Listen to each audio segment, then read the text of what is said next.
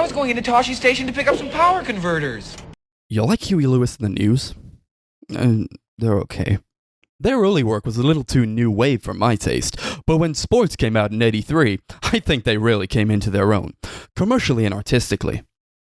The whole album has a clear, crisp sound and a new sheen of consummate professionalism that really gives the songs a big boost. He's been compared to Elvis Costello, but I think Huey has a far more bitter, cynical sense of humor. Hey, Halberstram. Yes, Alan. Why are there copies of the style section all over the place? Do you have a dog, little chow or something? No, Alan. Is that a raincoat? Yes, it is. In '87, Huey released this, 4, their most accomplished album. I think their undisputed masterpiece is Hip to Be Square, a song so catchy, most people probably don't listen to the lyrics, but they should, because it's not just about the pleasures of conformity and the importance of trends, it's also a personal statement about the band itself. Hey, Paul! Welcome to the Sunday Movie Marathon! I knew this was going to come back and bite me in the arse, and I'm We're back, episode 42 of the Sunday Movie Marathon. We're back after 2 weeks. We did it. They said we could never do it again, but we are here. Darcy's looking at me confused. I was like, 2 weeks? Yeah, we took a week out, so it's been 2 weeks since the episode. Boy! Oh, yeah, well, you don't remember taking a week off. I remember. I do, I just don't remember it being too... Never mind, No. I'm gone. Well, I'm gone technically, on. I don't know if it has been 2 weeks. I mean, we're recording this on a Tuesday. Yeah, for us, it hasn't been as long. No, it's been more like a week and a half-ish. Yeah, but hey, we have things to do. Busy people, I suppose, and need to make some money, I guess. But hey, it was a good couple of weeks, right? Saw some interesting movies, to say the least. Yeah, we did. And then we went out, like, the other night, we got drunk and we watched the Star Wars trilogy hungover.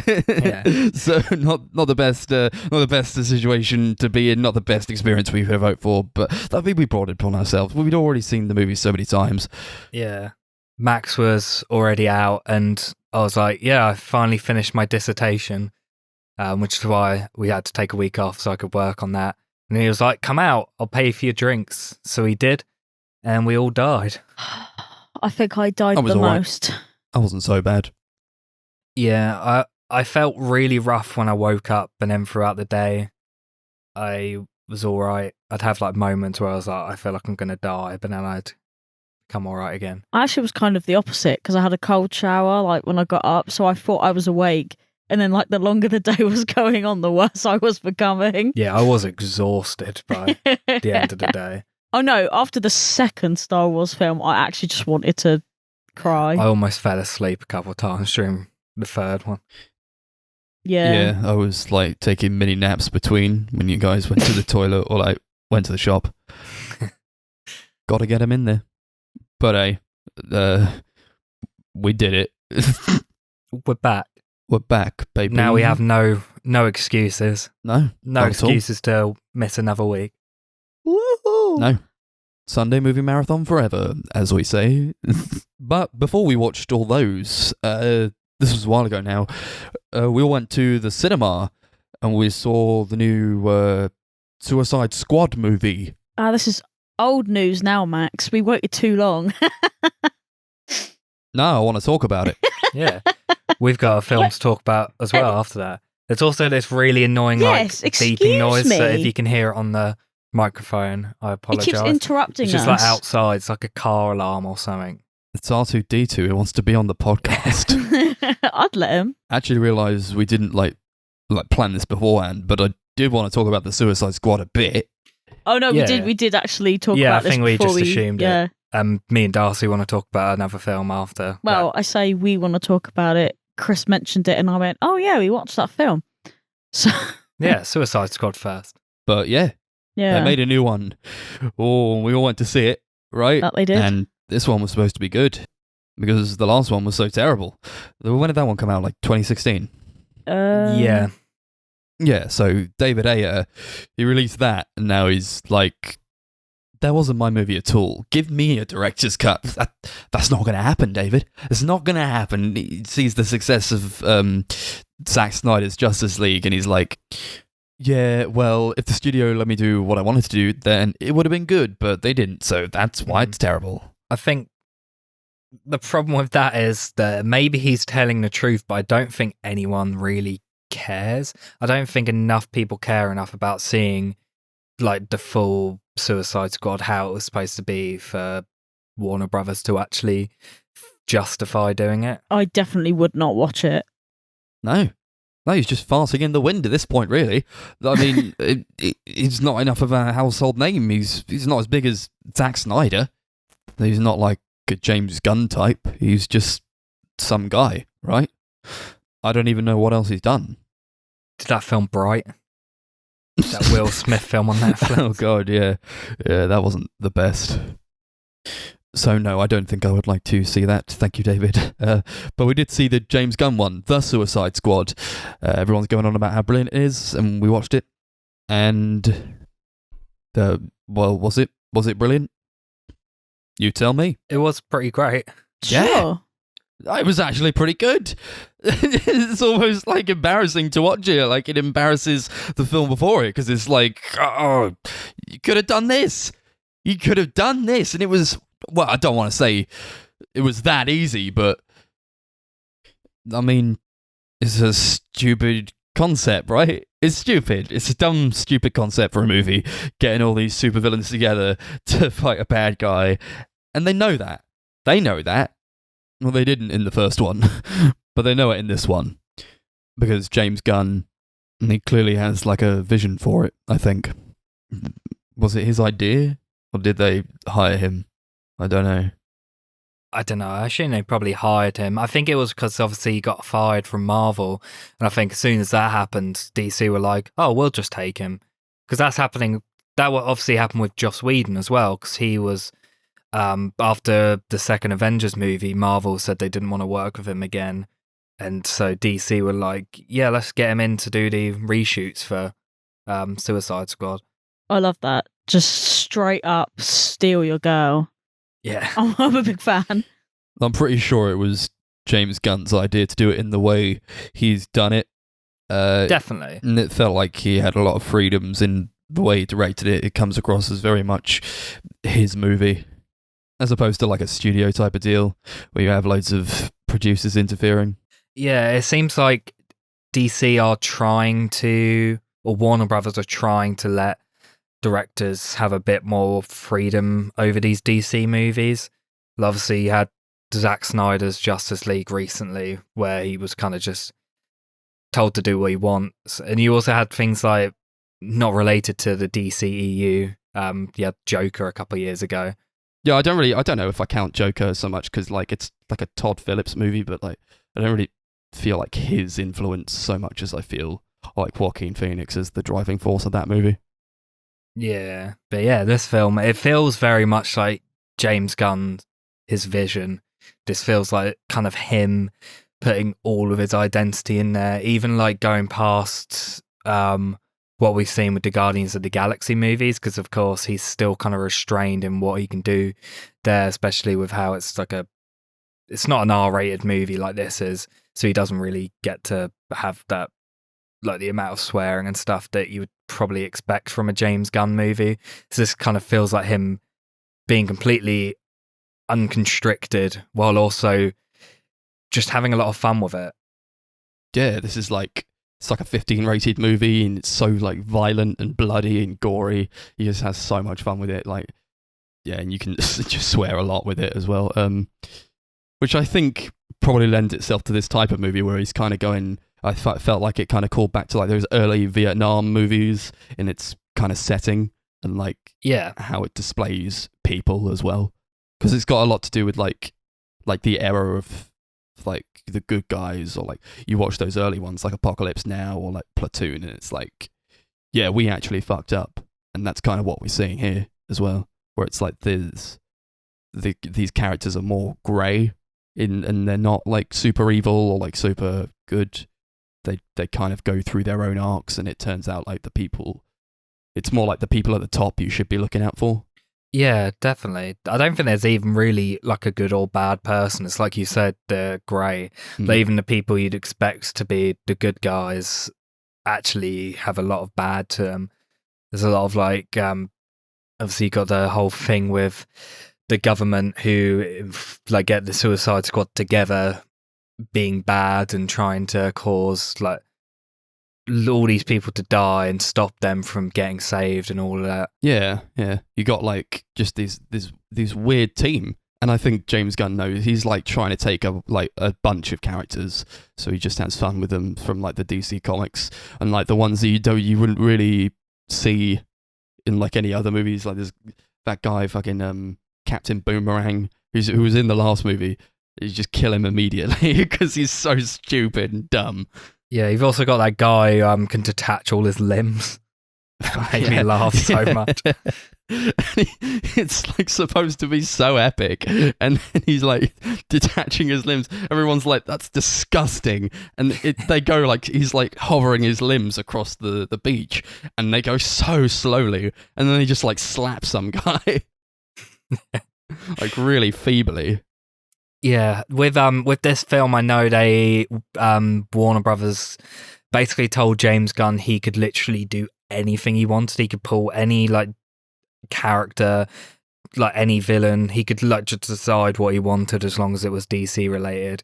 And I think he just had fun with it. He picked characters that are pretty stupid, are pretty like silly on paper, and he just did them like in an incredibly effective way.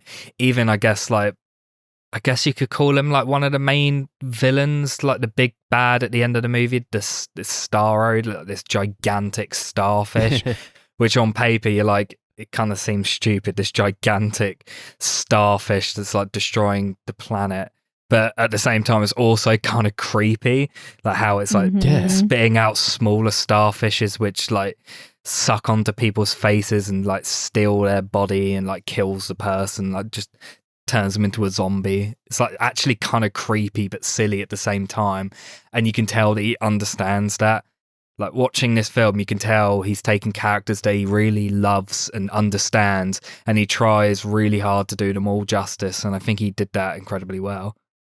Yeah, takes like, or even just characters that seem like so stupid that they work in this context, like that polka dot guy who like sprays out dots and kills people with dots.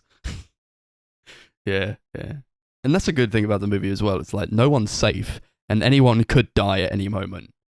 So you kind of just there's like 3 characters who survive at the end. Yeah. Although it was kind of obvious they wouldn't kill Harley Quinn. That's like DC's cash cow. Yeah. But I don't know. Like, is this like continuing on from like her thing from like her own movie? Or is it not just isolated? Obviously, it is isolated, but it's still set in the same universe. But her own, like Birds of Prey, was exactly like that with Suicide Squad. Like it's all set in the same world and universe, but each film is isolated. You could watch each film on its own, and you don't need to watch the others to understand anything that's going on. And I actually do appreciate that. Like, I like the fact I can just watch this movie without like having seen like a dozen other movies and without having to understand all this lore and stuff. Yeah, absolutely. And they take like 10 minutes at the beginning of this movie just to like explain what's happening and like introducing the characters. But with the first movie, it's like 45 minutes just to introduce people. And it's basically just like throws you in the deep end. It's like, you know what's going on. You know exactly what's happening. We know why you're here. And I think it just works really well. Yeah. And you don't need to have seen like the one before either, I don't think. No, not at all. And you shouldn't. Yeah, this is like, it feels like a good jumping on point, this film. I don't know if they're going to carry on the Suicide Squad story with any sequels or anything, but this feels like it could have just been its own film on its own without anything that came before. Yeah, I don't even know if I would want a sequel to this. It just does feel so contained. Maybe, I don't know if it had any like post-credit scenes. We didn't stay to see it, but I'm happy with what we got, you know? Big starfish, CGI starfish crushing people, and Sylvester Stallone plays a shark. the film is it's just entertaining. It's just fun. Like watching this in the cinema with you guys, I was honestly having the time of my life, and I think that's the most fun I've had watching a film in years.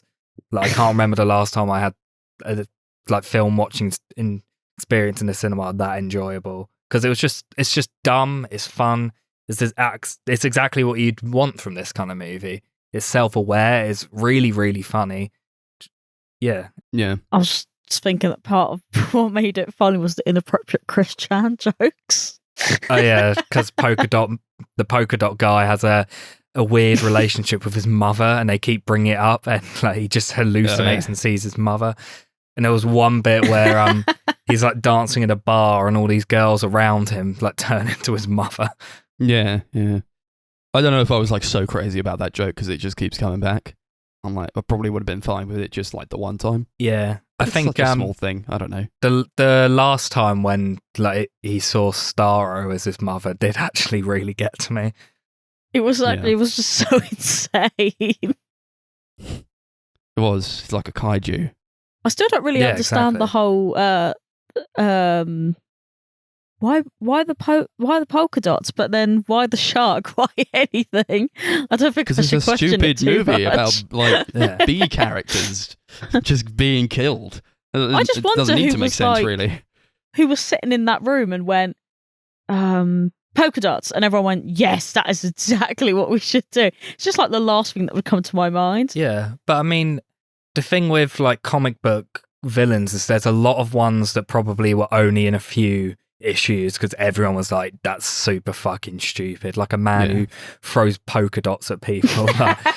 They're pretty stellar polka dots, though. Yeah. Pretty lethal. But I feel like James Gunn, I'm pretty sure he grew up reading comics, so he just pulled like people who stuck out to him as a kid, like regardless of whether they were ridiculous or not. Oh, he definitely made that one up on the spot. I'm a big fan.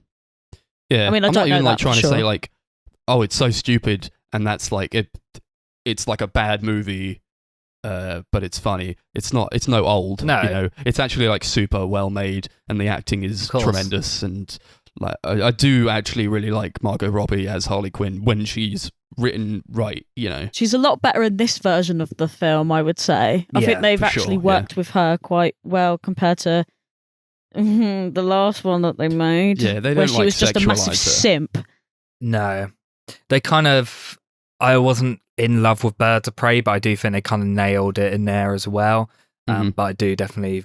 Out of the 3 films she's been in, this is my favourite one she's been in. Like, I think her performance and just what they do with the character is the best in this film. I also like the fact that they've kind of taken her away from just being the Joker's girlfriend like she like is known for. I like that they're trying to do more with her. yeah, they're like actively saying like, this is not part of the equation anymore. She's got like a coat that says like, "Die clown die" on it or something. Yeah. Yeah, You but look I think she's confused. just a fantastic actor, all in all. So I'm really glad that she actually got to portray the character in an actual like a good way, you know, and not just like a like over the top sexualized like Joker simp, you know. She was literally a simp in that last film. It was kind of horrific. I do love Margot Robbie a lot. She was great. For all the Yeah. acting was great. I loved Idris Elba in the film. Oh, he was so good. fantastic. Glorious. I Someone loved him. who also really surprised me was John Cena. I've seen him in a few things. I've never thought he was a very good actor, but I thought he was actually great in this film.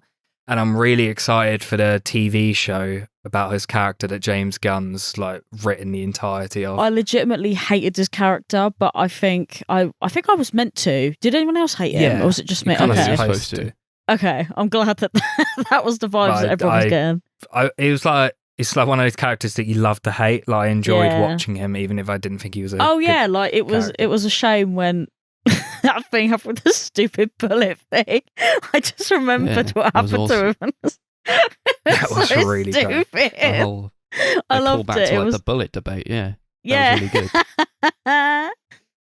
so Yeah. funny. I think I do like Idris Elba. Going back to him, he's like probably one of my favorite actors.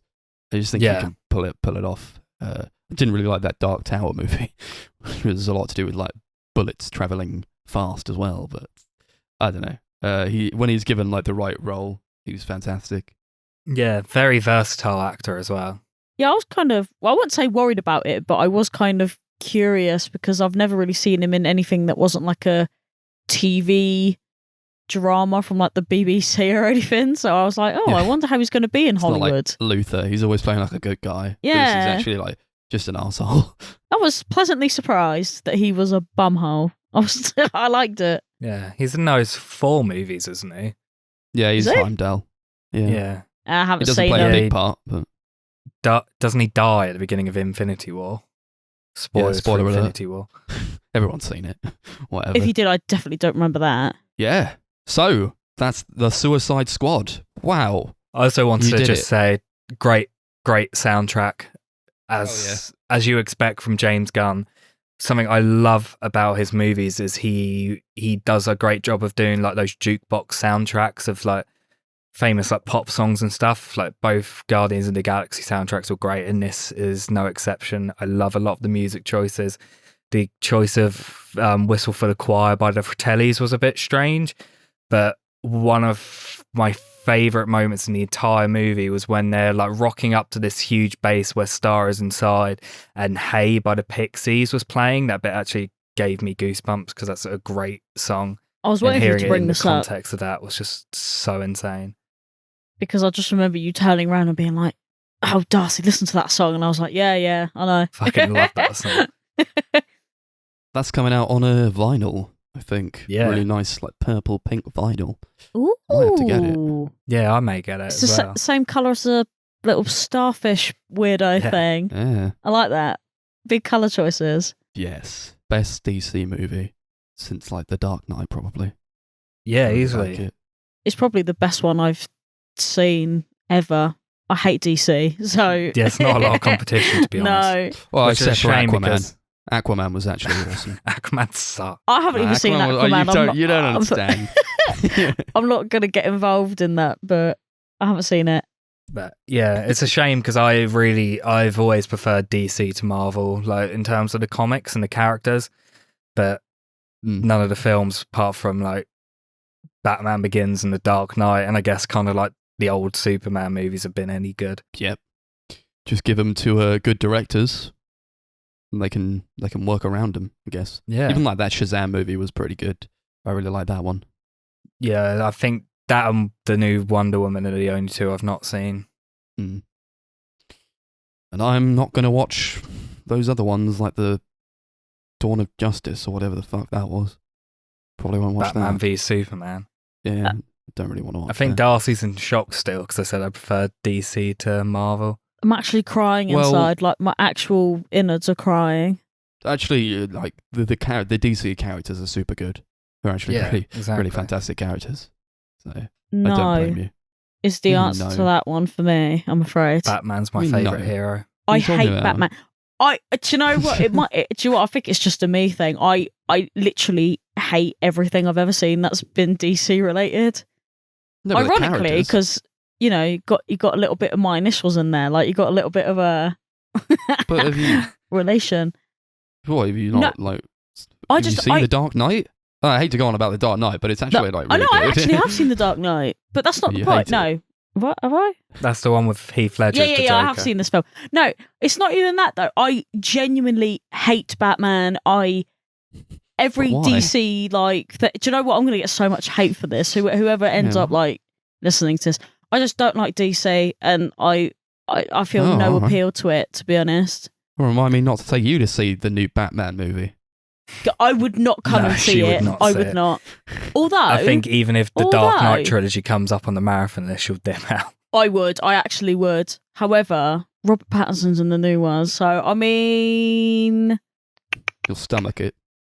I could go and see it to see how he does, but I would choose not to watch the films out of like choice because I just don't like him, and I hate him even more in the newer ones because he speaks like he's smoked 55 packets a day. I hate it. I can't do it. I hate it. I hate it so much. Anyway, should we get on to the ratings? That's just your opinion, I guess. That's true. Yeah, these are my opinions and not the opinions of the Sunday Movie Marathon podcast. Yeah. Should we rate this out of starfishes? Oh, hell Of yeah. course. Yeah, I really loved this movie. This I would probably go as far to say this is one of my favorite superhero movies of like the past decade, if you can even call it a superhero movie. I just had an absolute blast with it. James Gunn is, in my opinion, the best director around at the moment in terms of making big blockbuster movies. Like the 2 Guardians of the Galaxy movies are my 2 favorite MCU movies. And yeah, really loved this film as well. Gonna give it 8 jellyfishes out of 10. What the fuck are you talking about? Jellyfishes. You just said starfish. It was He no, did you say said that. jellyfishes. You said starfish. Yeah. Well, Where did Look, man. jellyfish come from? I'm so glad that you picked up on that because I, was like, thought what? you said something weird. That And I was your didn't- idea. I thought I'd shake didn't up a even bit. clock on. I was just so passionate about the movie, I forgot what I said. You were like, jellyfishes. Yeah. All right. Okay. I'm going to rate everything today out of jellyfishes. Yeah. Fucking hell. Yeah, it was good. It was bloody good. Really, really fun. I'd watch it again. I'd probably get the Blu-ray when it comes out. Yeah. Gotta see it with all the family. Or if you can't, like, it's not so gory, but I can see why some people might be turned off from it. But it's just a genuinely fun movie, and you don't really have to know anything about all the other movies that have come out. You just rock up and you have fun. So yeah, probably give it an 8 jellyfish out of 10 as well. I can't spoil the meme. I'm now going to have to also rate out of jellyfish, but by accident we'll probably do starfish as like the new meme.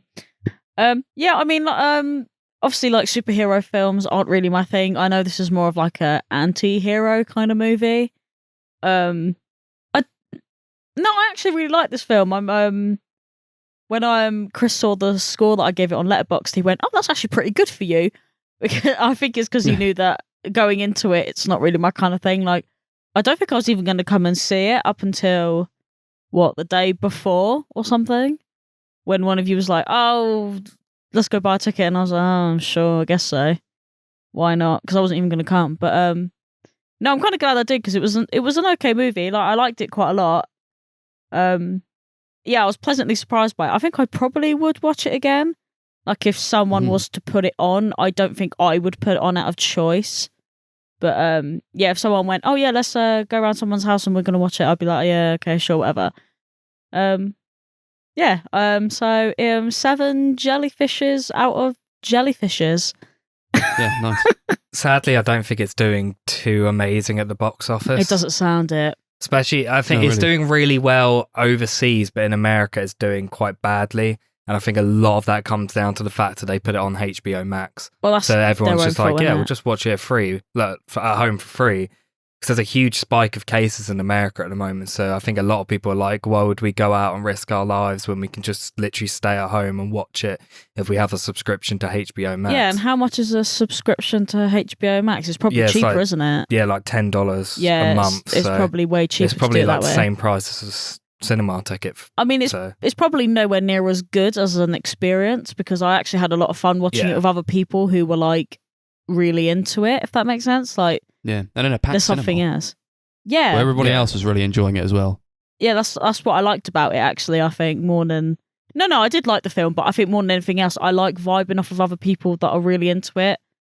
Even though I was laughing Yeah. at things that shouldn't have been laughed at, but there you go.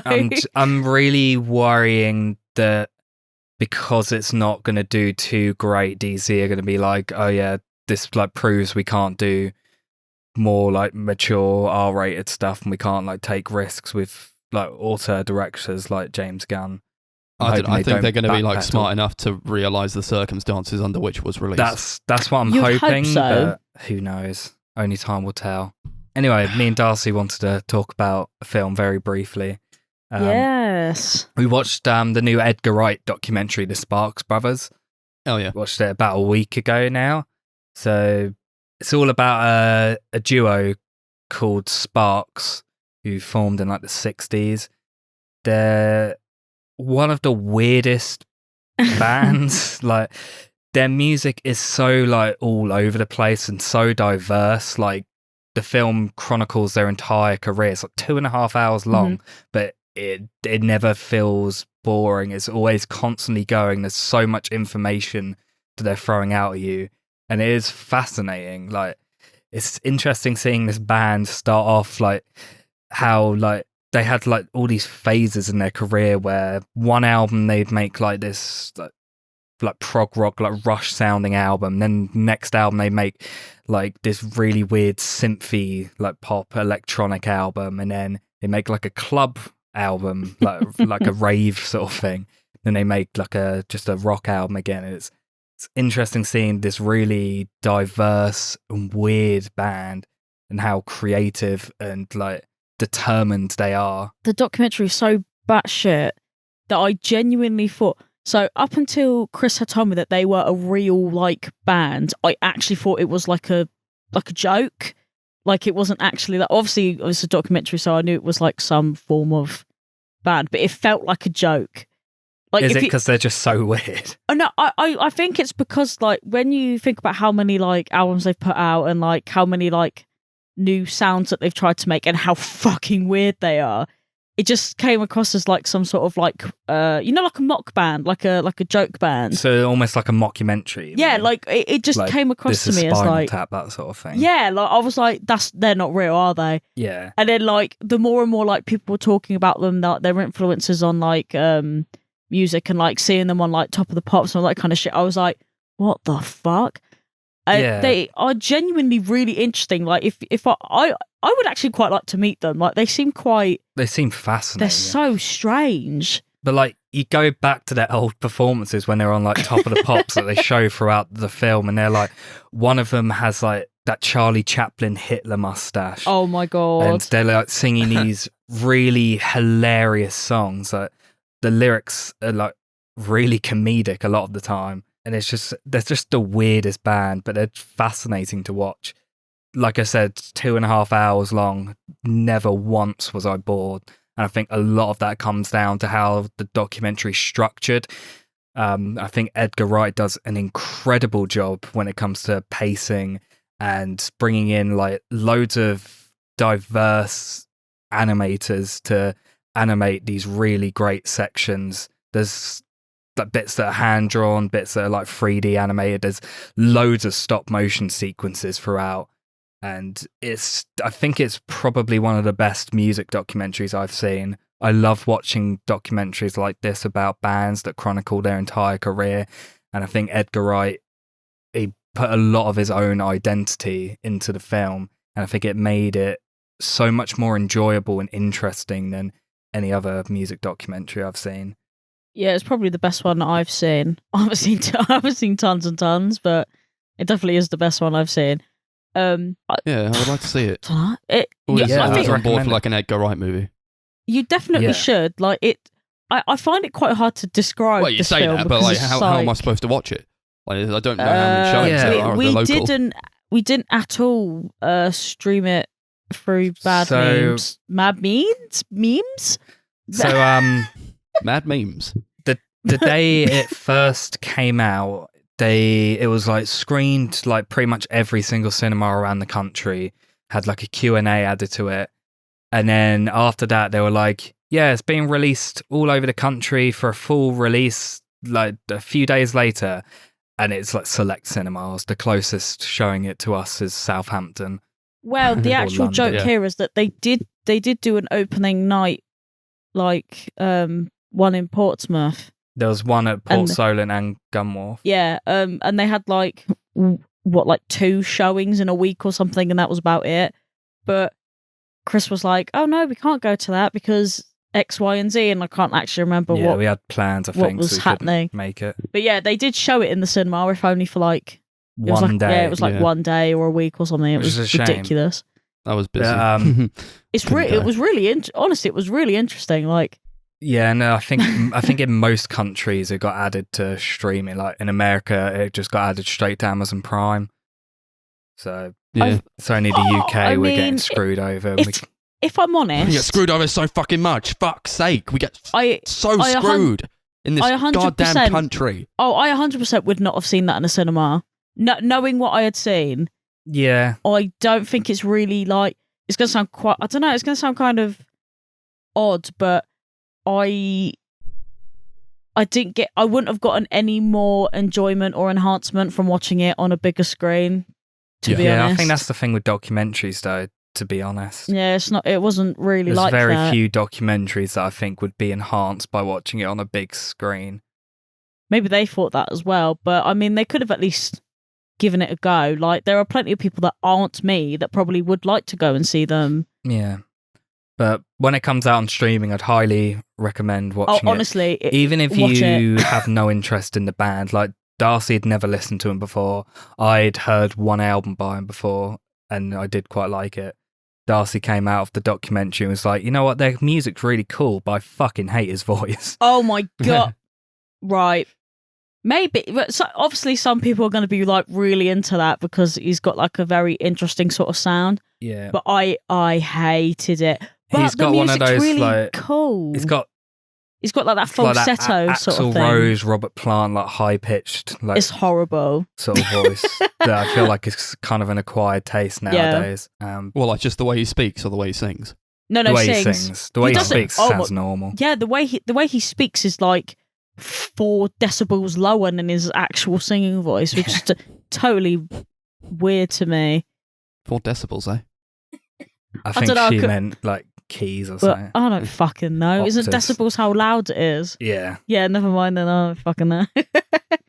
Yeah, very interesting documentary that I'd highly recommend. Give it like a 8 out of 10. Nice. I don't even know what I rated it.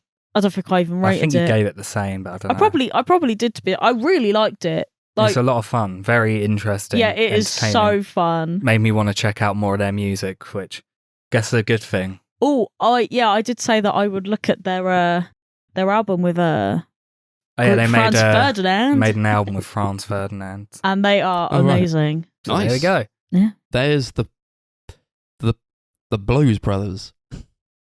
The Yeah. the Good old Sparks Blues Brothers. Brothers. Nice. Right, now on to the meat of the show. Yes.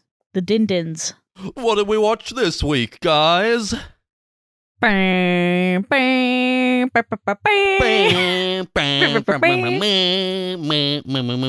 That's right. We watched the Star Wars ones. The original Star Wars trilogy. Yeah. Well, Yay! not the original, but like the updated original trilogy. Yeah, the Blu-ray version. Oh, they're not the original. So, No. yeah, that's why they got all that really shit CGI. Oh, yeah. Giving it away, man. You're giving it away. Yeah, George Lucas doesn't like people. So, what, did he do his own Hates CGI? us. Yeah. Oh, it was his Well, own he didn't do it CGI. Well, no, himself, but yeah, the CGI was all his decision. They Jesus. re-released it in 1997.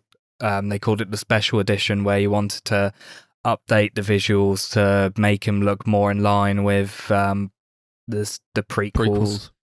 And then he made even further changes when it came out on DVD in 2003. Then in 2011, when it came out on Blu-ray, he did even more changes. And then 2015, when it was released on digital and got another Blu-ray release, there was even more changes made. He probably could have left that alone. Yeah. Yeah. No. Not George. No. You can't do that.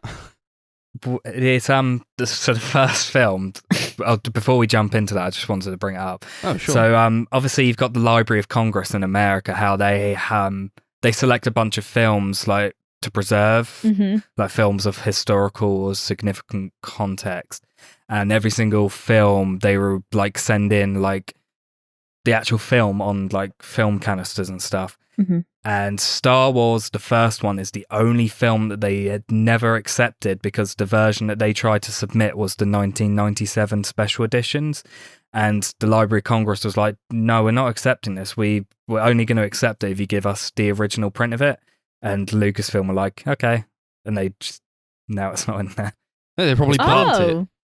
Yeah, that's what they probably said. don't have it, but do they? there is proof that it's not been burnt because they did release it on DVD at one point. Oh wow, they were like, do you know what? We're going to bamboozle everyone in the world one day when they watch Star Wars, and you have to start from 5. But I feel like that's a conversation we can jump into later on. But yeah, let's talk about the first movie, 1977, originally just called Star Wars, and then eventually retitled Episode 4, A New Hope.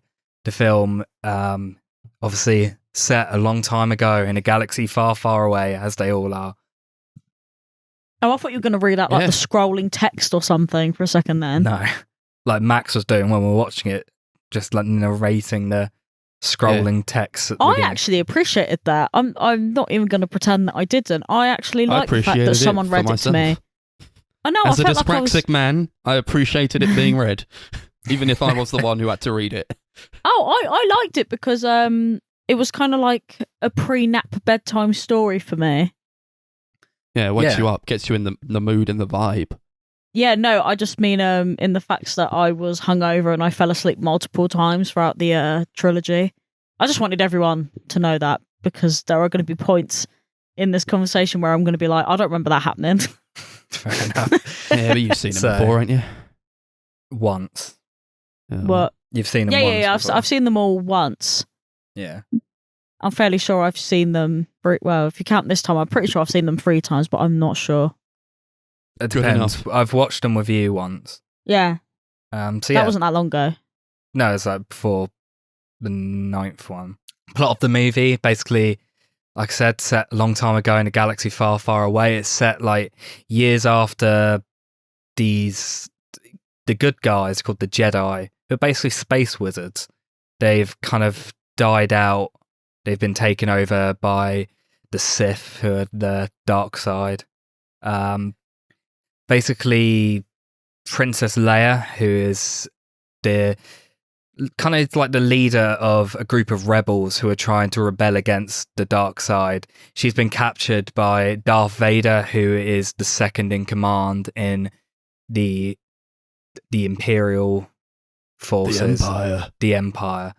And so she sends out these 2 droids to basically send this message that she needs help from an old man called Obi-Wan Kenobi, also known as Ben.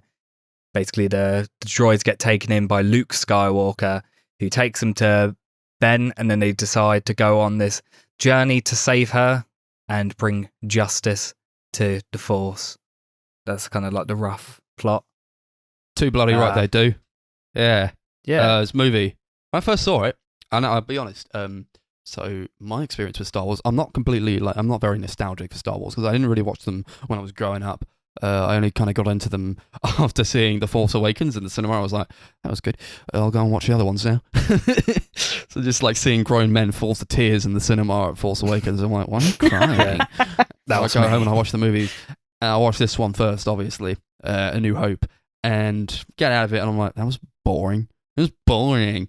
And I tell my dad, I'm like, that was boring. Nothing happens. I've since changed my tune. I actually really like this movie a lot. Some of it maybe a bit lacking, maybe a bit. It's very campy, and you kind of have to go into these movies thinking like you're going to get a lot of camp. They're not super epic movies that are like. I compare it to like a Lord of the Rings, which is like this grand epic thing, and it's not really like as silly as this is because it's quite silly and campy. This is not something that had ever been done before in cinema. It really kind of changed just the cinematic landscape. We hadn't really had the most successful sci-fi up until this point was like 2001, but even that wasn't like high fantasy as this is. Yeah, this is insane. I mean, well, I actually thought, I don't know, I thought it was kind of quirky in its own sort of way.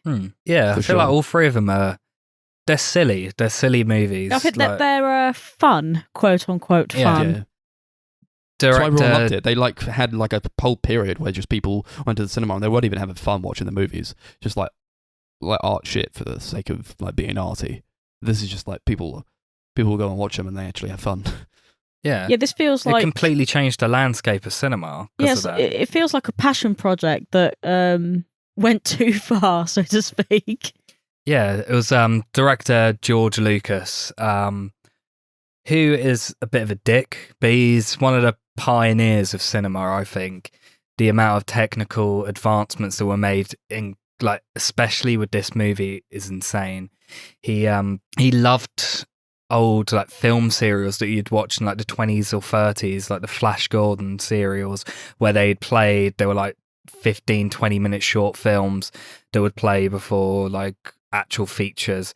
They were like stupid fun movies that, like, full of adventure and excitement, and he kind of missed the days of those, and he wanted to bring that back as well, while also taking heavy influence from westerns and samurai movies. In fact, like, the story of this movie is heavily inspired by Kurosawa's movie The Hidden Fortress. So he just kind of put all that together. He kind of didn't know, he was very passionate about the movie, but the amount of work that had to go into making it even somewhat bearable, because apparently, like, the original script was dog shit. Apparently the original cut of the film was really, really bad as well. The amount of, like, time, money and effort that was put into making the film somewhat bearable is insane. And watching it really does feel like a passion project. Feels like everyone is just having the time of their lives making this movie. Everyone really cares and loves the movie, and I think that's kind of what I find so infectious about it. Every time I watch it, I love this movie so much. Yeah, what I kind of like about it is that it seems like quite pure, because, like, whenever someone talks about a Star Wars film now, it's like, I think maybe towards the last 2 or 3 movies, but it almost felt like people just wanted to be in it because it was like, hey, this is Star Wars and Disney owns it, and it's like this big, great series to be a part of. But obviously the first one, it's just nothing, isn't it? Like, no one knows what Star Wars is. Everyone just went to go see this thing called Star Wars, and everyone was like, actually, this is pretty fun. But I kind of like the fact that it's more fun than it is like taking itself too seriously, or the fact that it's just like a massive cash grab now. Yeah, there's, like you said, there's definitely a purity to this movie. It doesn't feel like it's been made to make money or anything like that. It feels like it's just been made because this director had this vision and this idea that he was really passionate about and really wanted to make, and he did it no matter what. He just pushed and pushed and pushed to get this made. And it paid off. It did.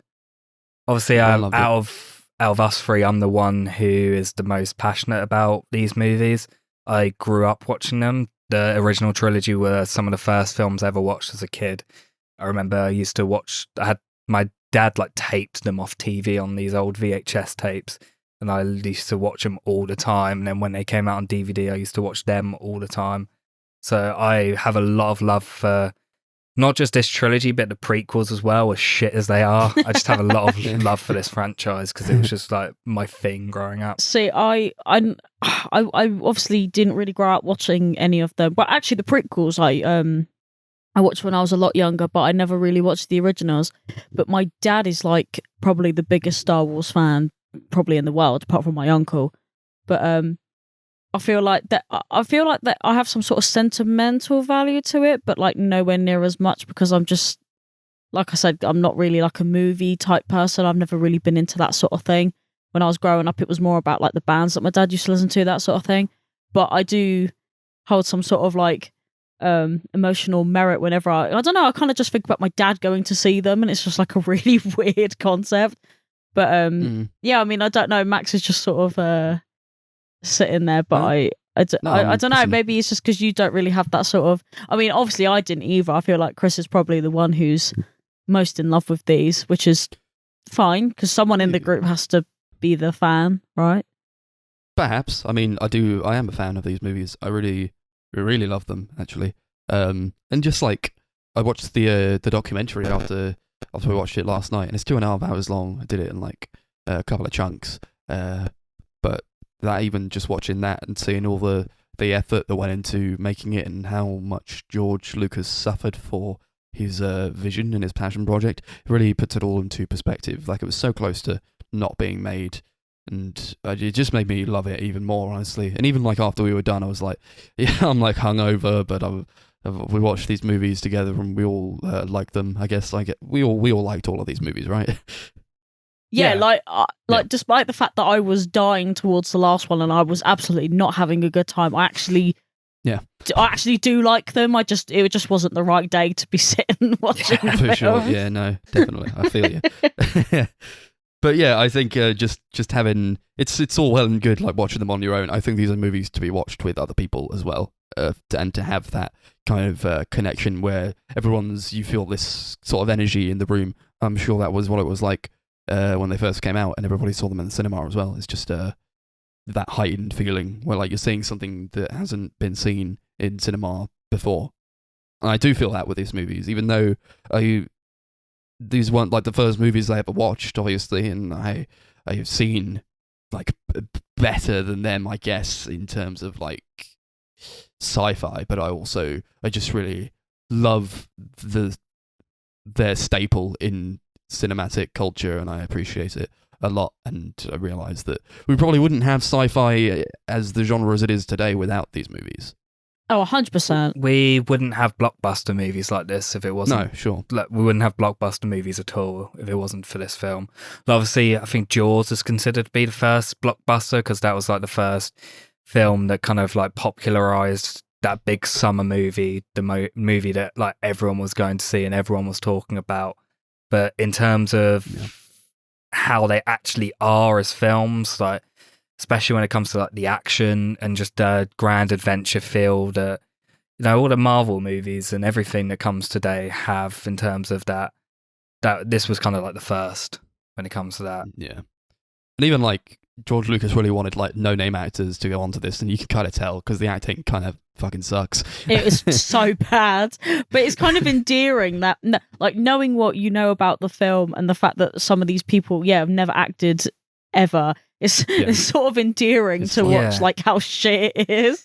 Yeah. Mark Hamill had only done like some like adverts or something, or like he's such a whiny little baby the entire time. I did not like him in this film.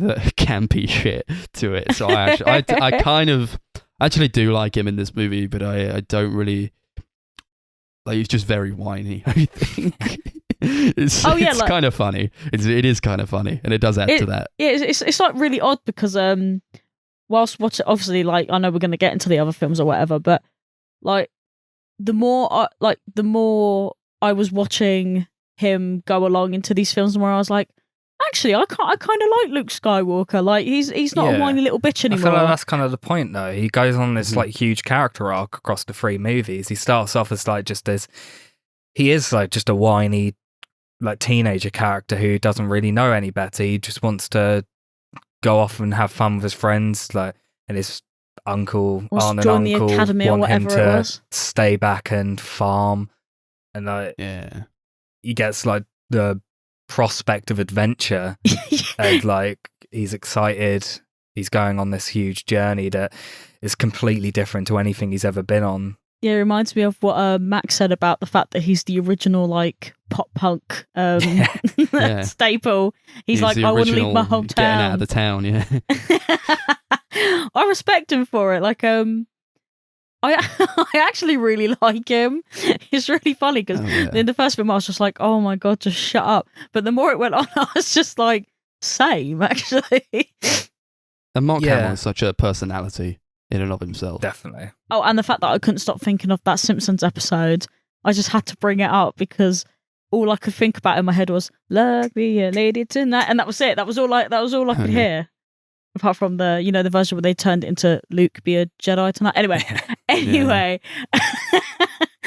I just wanted part where everyone like he's to at the they're trying to like buy R2D2 and C3PO, and Luke really doesn't want to be there. They're like buying them from the Jawas, and then this is like the worst part of the movie for me. I fucking hate this part so much because it's just this one line where Luke says, like he's been dragged here to do this stuff, and he just wants to like go into town and play with his friends or whatever. He's like, but I wanted to go to Tatashi's station to pick up some power converters. I'm like, shut the fuck my god up. This is the worst line in the whole trilogy. It sucks.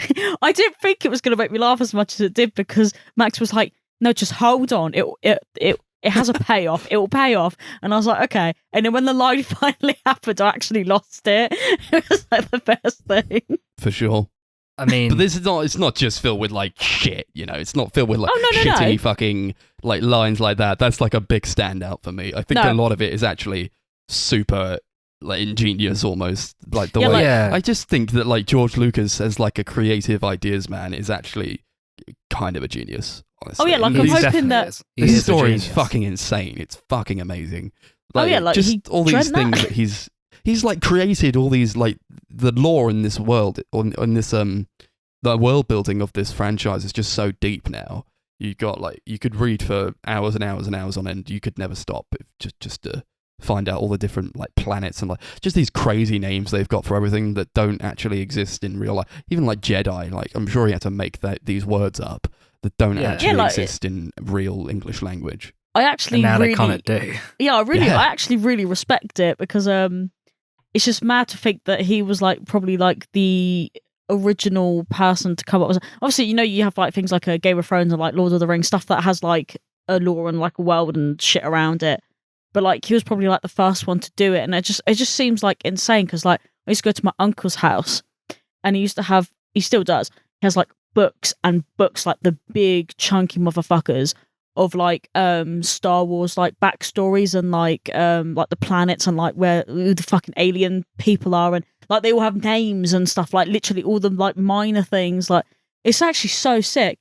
But like I know I've been like chatting a little bit of shit about like how stupid some of it is, but like it doesn't mean I didn't like it. Like I actually think it's like really, I love stupid shit like that.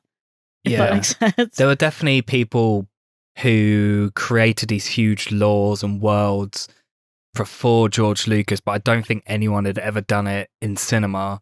Because obviously you That's got what I people like J.R. Tolkien who did the Lord of the Rings books, and all of them have like some of the deepest lore you'll ever find in literature. Oh yeah, that came but- first, didn't it? Yeah. All right, sorry But, guys, like, let me in edit that. film, this is like the only time, like the first time anyone, I think, had done something like this.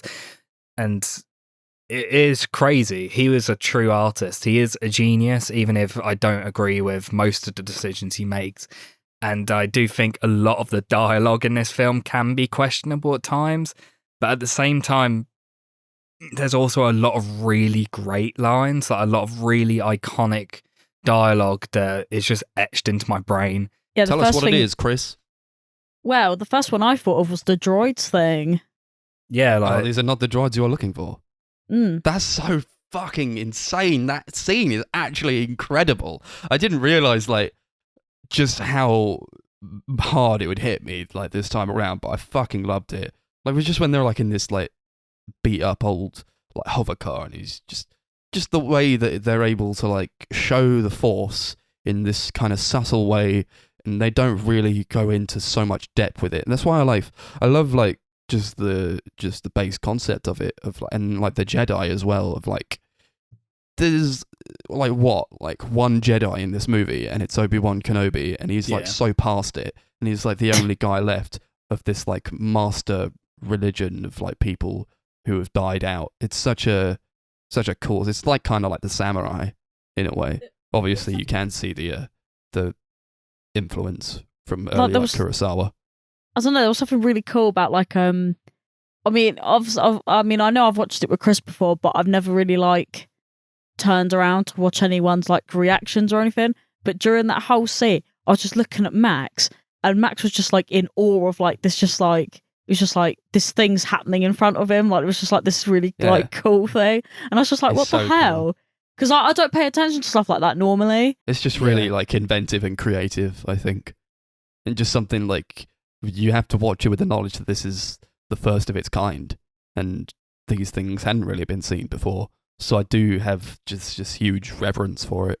Absolutely. Yeah, I think my favorite line in the film, I just got it up because I was trying to think of one, is "You'll never find a more wretched hive of scum and villainy," which he says Yeah. about the Mos Eisley cantina. I love The that line. cantina. Yeah. It's so good. There's like what is it? When he's like trying to describe like the Jedi and how great they were like, "Oh, the Jedi were the guardians of peace. Here's this massive stick that shoots fire out of it, and we use it to murder people." Yeah. So funny. Obviously, there's the super iconic line that I even like before I knew anything about Star Wars, I heard this line. It was when they get Leia in the hologram, she says, "Help me, Obi-Wan Kenobi, you're my only hope." That's so ubiquitous now, and it is just maybe on its own, and you hadn't really heard of it before. You could be like, yeah, whatever. But just knowing that it's so ingrained in culture, it just makes it so much better. Yeah, it's kind of the line that starts this entire adventure. Mm-hmm. It's a new hope. Yeah. It's Luke. He's here. And like Alec Guinness, he was like basically the only named actor in this. But he pulls off and Obi-Wan Kenobi is such a prevalent figure in like cinematic culture, and this is like the beginning of it. And he even dies in this movie. Yeah. I feel like he's such a fantastic character. He's so good. Yeah, just definitely. this old wizard. Yeah, the thing I find watching this film is there's so many things that you think of as like cinematic cliches or like cliches when it comes to stories and how they're structured and how they work. And I don't know, I don't think this was probably like the first time this sort of thing had been done in film, but I feel like this is like the first time it was ever like done this well, where it's not cheesy. Like, I feel like everything in this film happens because it has to happen for the story to work. And there's obviously a lot of like tropes when it comes to its storytelling, like the princess being kidnapped and the heroes having to go save her and all of that sort of stuff. But it feels natural and it just works. Watching this film, it's like magic in a way, in how it like manages to do all of this so effectively and just engross you and keep you entertained for as long as it is. Yeah. These are just like, even like characters. Just, I think it all kind of works together. You could have like weak characters, but like a really in-depth kind of world, or you could have really great characters, but the world building isn't that good. But it all kind of works together in its own way. And like Carrie Fisher is fantastic, I think, is like Princess Leia, who's like just such a cultural icon now. And it's a shame that she couldn't like finish like I guess the sequel trilogy, but I don't know. But at the same time, like to go from like just having like really no like relevance in pop culture to like overnight you're a hit, that could probably like change a person, I guess. But she always felt very genuine to me. I just adore her. And same goes for like Harrison Ford and Mark Hamill, of course. Yeah, definitely. Han Solo is one of my favorite characters in any film. But I remember when we were watching this film, I was like, you know what, Han Solo is kind of rough in this film. And the more I thought about it, I was like, I feel like every single character, it kind of feels like a shell of what I know them as. I feel like they were so expanded on in the sequels. Yeah. Oh, for a second I thought you meant rough as in like rough looking. I was like, all three of them looked so sexy. Oh yeah, of course. There's definitely someone out there who realised they were bi because they fell in love with all three of them. Oh, I'm telling you, if I was a teen back in the day, I would have known then. That's great, but you can tell with like the chemistry that they have. They all really work super well together. Definitely. And Han Solo, he's such a fantastic character. There's like that part where like they meet him in the cantina and just right off the bat you understand exactly who he is. He's just like this snide, kind of sarcastic, cool guy. And he's actually super cool. He's such a cool dude. And he like shoots Greedo under the table. That's like such a fantastic moment. Yeah, that is great. I feel like a lot of that just comes from, that's just Harrison Ford. I feel like he just has that charisma. Obviously, he carried it over into like Indiana Jones as well. But that's kind of what I think of when I think of Harrison Ford, like this sort of like charismatic sort of guy that I feel like every leading man in like a big blockbuster film tries to copy that now. Yeah, he's got a distinctive swagger about him. Definitely. I haven't really seen in any other kind of movies, especially before this. I think he was like the first guy to do it. Of course, main villain of the film, Darth Vader, one of the best villains in any film. Anytime he's on screen, he has so much. He just like takes over every single scene. There's so much power in just like how menacing he looks. Now, I think some of that comes down to the incredible costume design. There's like one of the best costume designs, like one of the most original and striking costume designs I've ever seen. And a lot of that reminds me a lot of like samurai costumes and like the helmets that a lot of them would wear. But also I think it's David Prowse who wore the costume. I think he is such like a striking force anywhere he stands. He's just like he just takes up everything, and he's like so menacing and creepy just in the way he like acts and moves around. Of course, James Earl Jones' voice acting is also really great and really iconic. I feel like that character is just fantastic. Yeah, for sure. There's like one of the introductory scenes where you see Vader.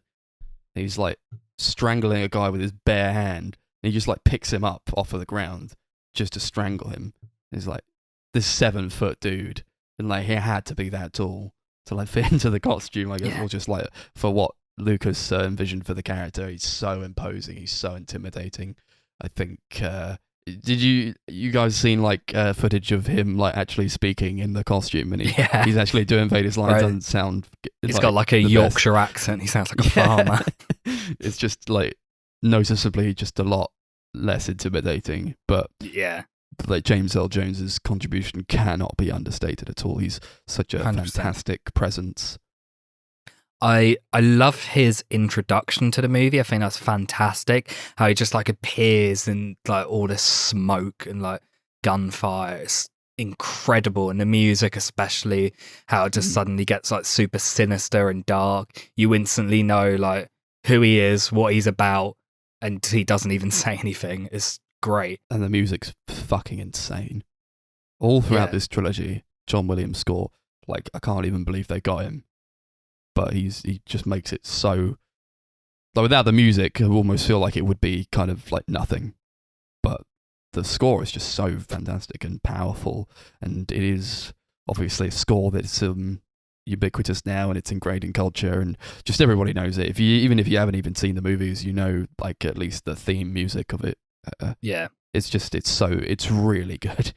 I think honestly, this trilogy and the prequel trilogy had the best scores to any movie ever made.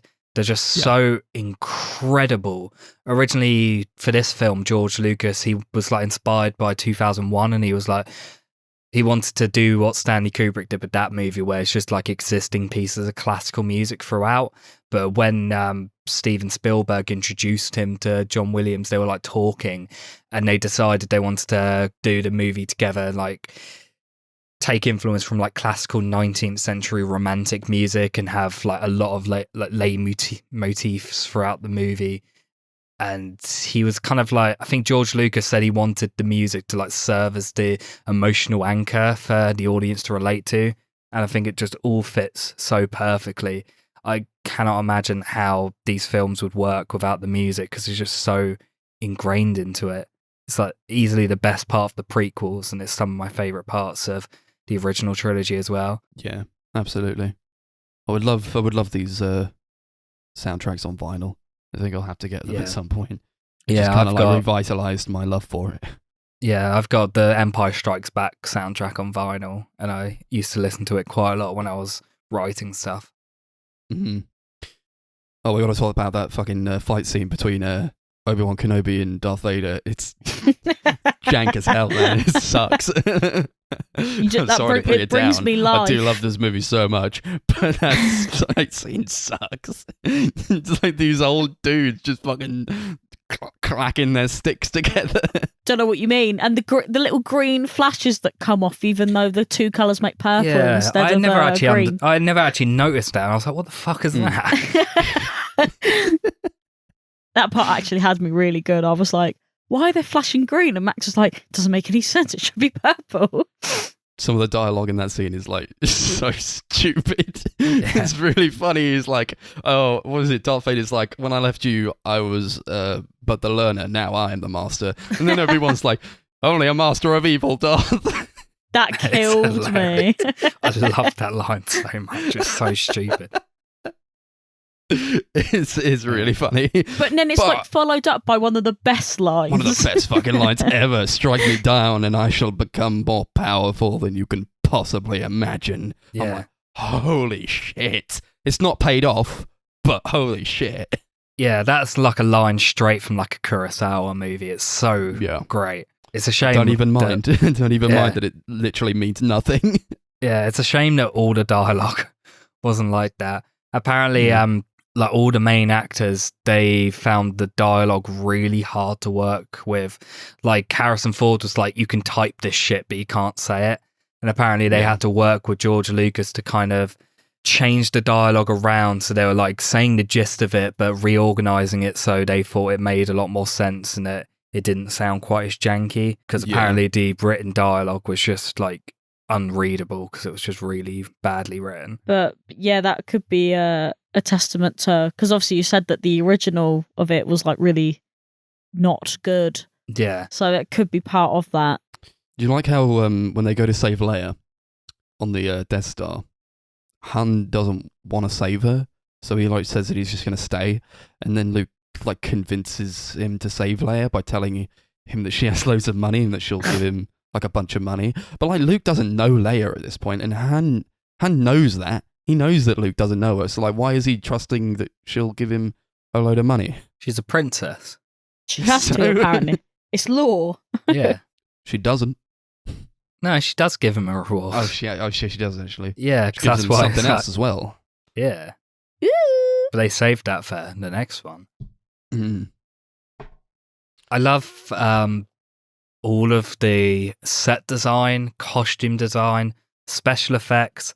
Like visually, this film is astounding, and I do feel like there's some bits I think don't look great, but for the most part, I think this film hasn't aged a day visually. It all looks so creative and so well done.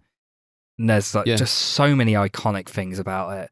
Like just the idea of the lightsaber, this like what is basically a sword that's like this lasery, fiery sort of thing that's all different colors, like blue for the good guys and red for the bad guys. It's all such striking and unique imagery that is just so iconic and incredible. I didn't realize how many like unique characters, like alien designs and like robots there were in this movie.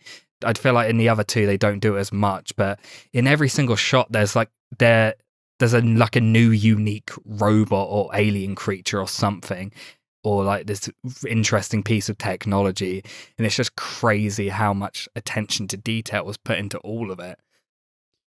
Yeah, I think that everything George Lucas added in later on, most of that looks like shit, and it brings the movie down. Oh yeah, for me. definitely. And I would say that I could discount that, but I almost kind of can't, because this is the only way I can watch the movie now, because he doesn't want me to watch like the original cut anymore, so I can't do that.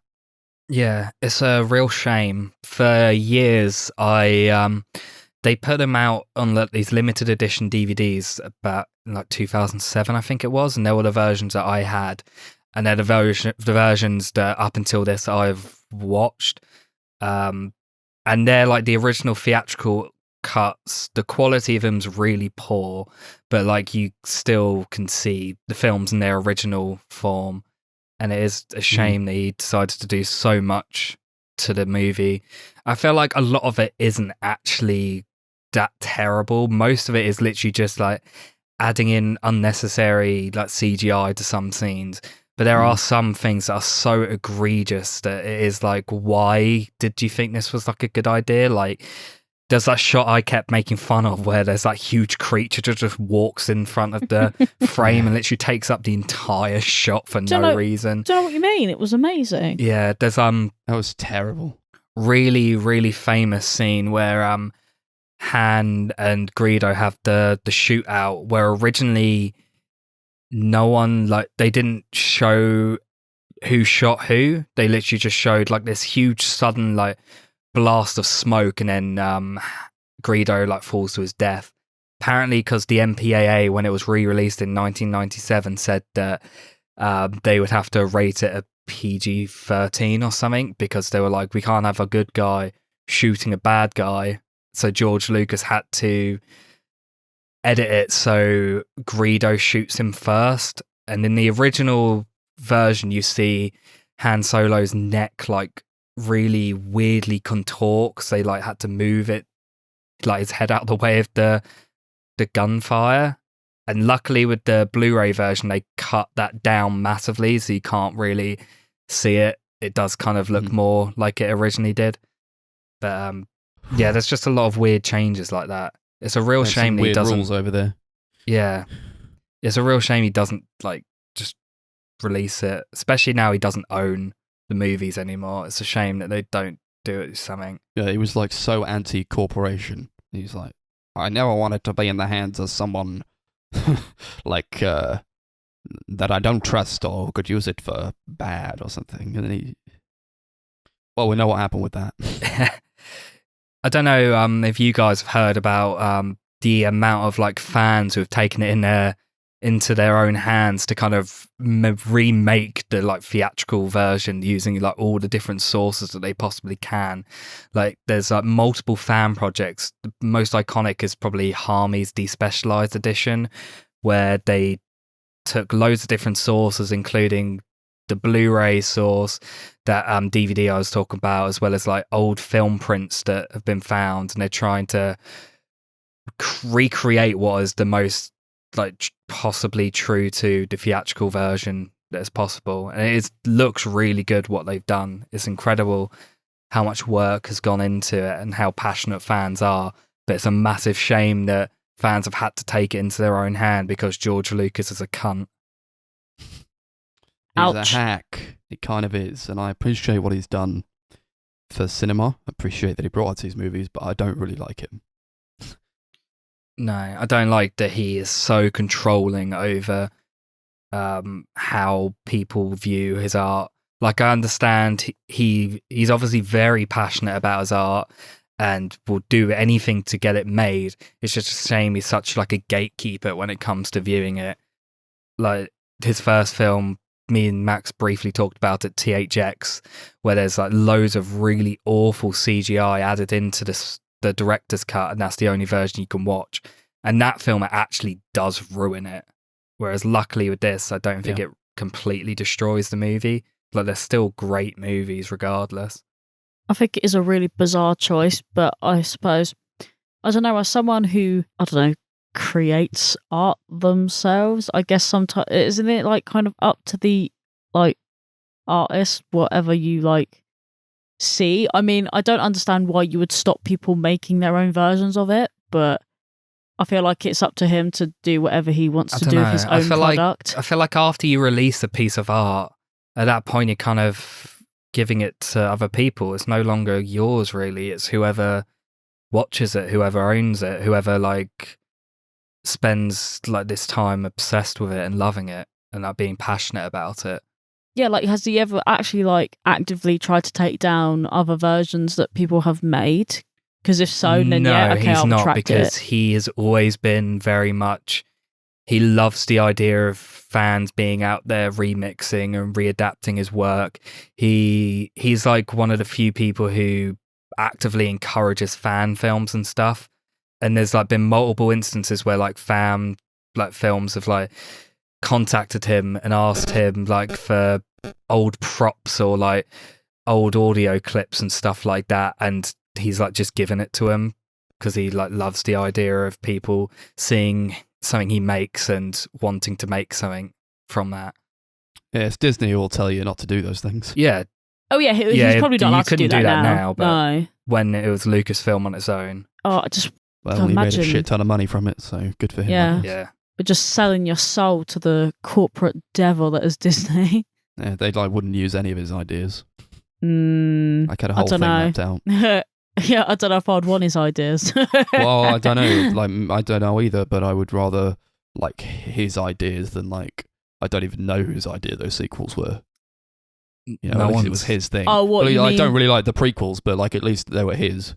Do you mean 7, 8, and 9? Are we the talking about sequels, those? yeah. Fuck The thing me. is, George Lucas is a visionary. He's a great story writer. He's not a great he's not a great director, I don't think. I feel like that kind of shows when it comes to a lot of the acting in this film. I don't think that's all down to the actors. I think a lot of the dialogue he writes isn't great, even if there are some fantastic lines in this movie. But he is fantastic when it comes to writing a story and creating like lore and creating a world. And I do think whatever he could have written just as a treatment, like a story outline for the sequels, could have been good. We will never know, but I feel like they probably would have been a lot better than what the sequels were, but that's a story for another time. Like, how much involvement did he have in the first three? Okay, hold on. 4, 5, 6? No, 1, 2, 3. He 1, 2, and 3. They He were directed his. them. Oh, his- okay, right. Yeah, they were his okay, I passion got you. projects. He wrote, directed them all. Whereas with this, he wrote and directed the fourth film and then wrote the story for 5 and 6. Right, I got you. He originally wrote all 3 of them as one film and then split it up because the story. Jesus, could you imagine how Yeah. long that film would be? Yep. That's a good movie. Oh, you like how like they're trying to find Obi-Wan Kenobi, and then like he's introduced through like this weird inhuman scream to get the Tusken Raiders. I was like,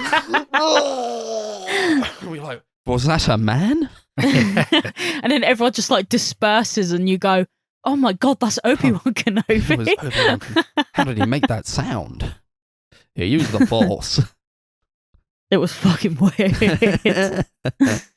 Do you think Leia had makeup in jail on the Death Star? I'm telling you, Like no, I said, she was a woman. She just grows makeup. it. Yeah.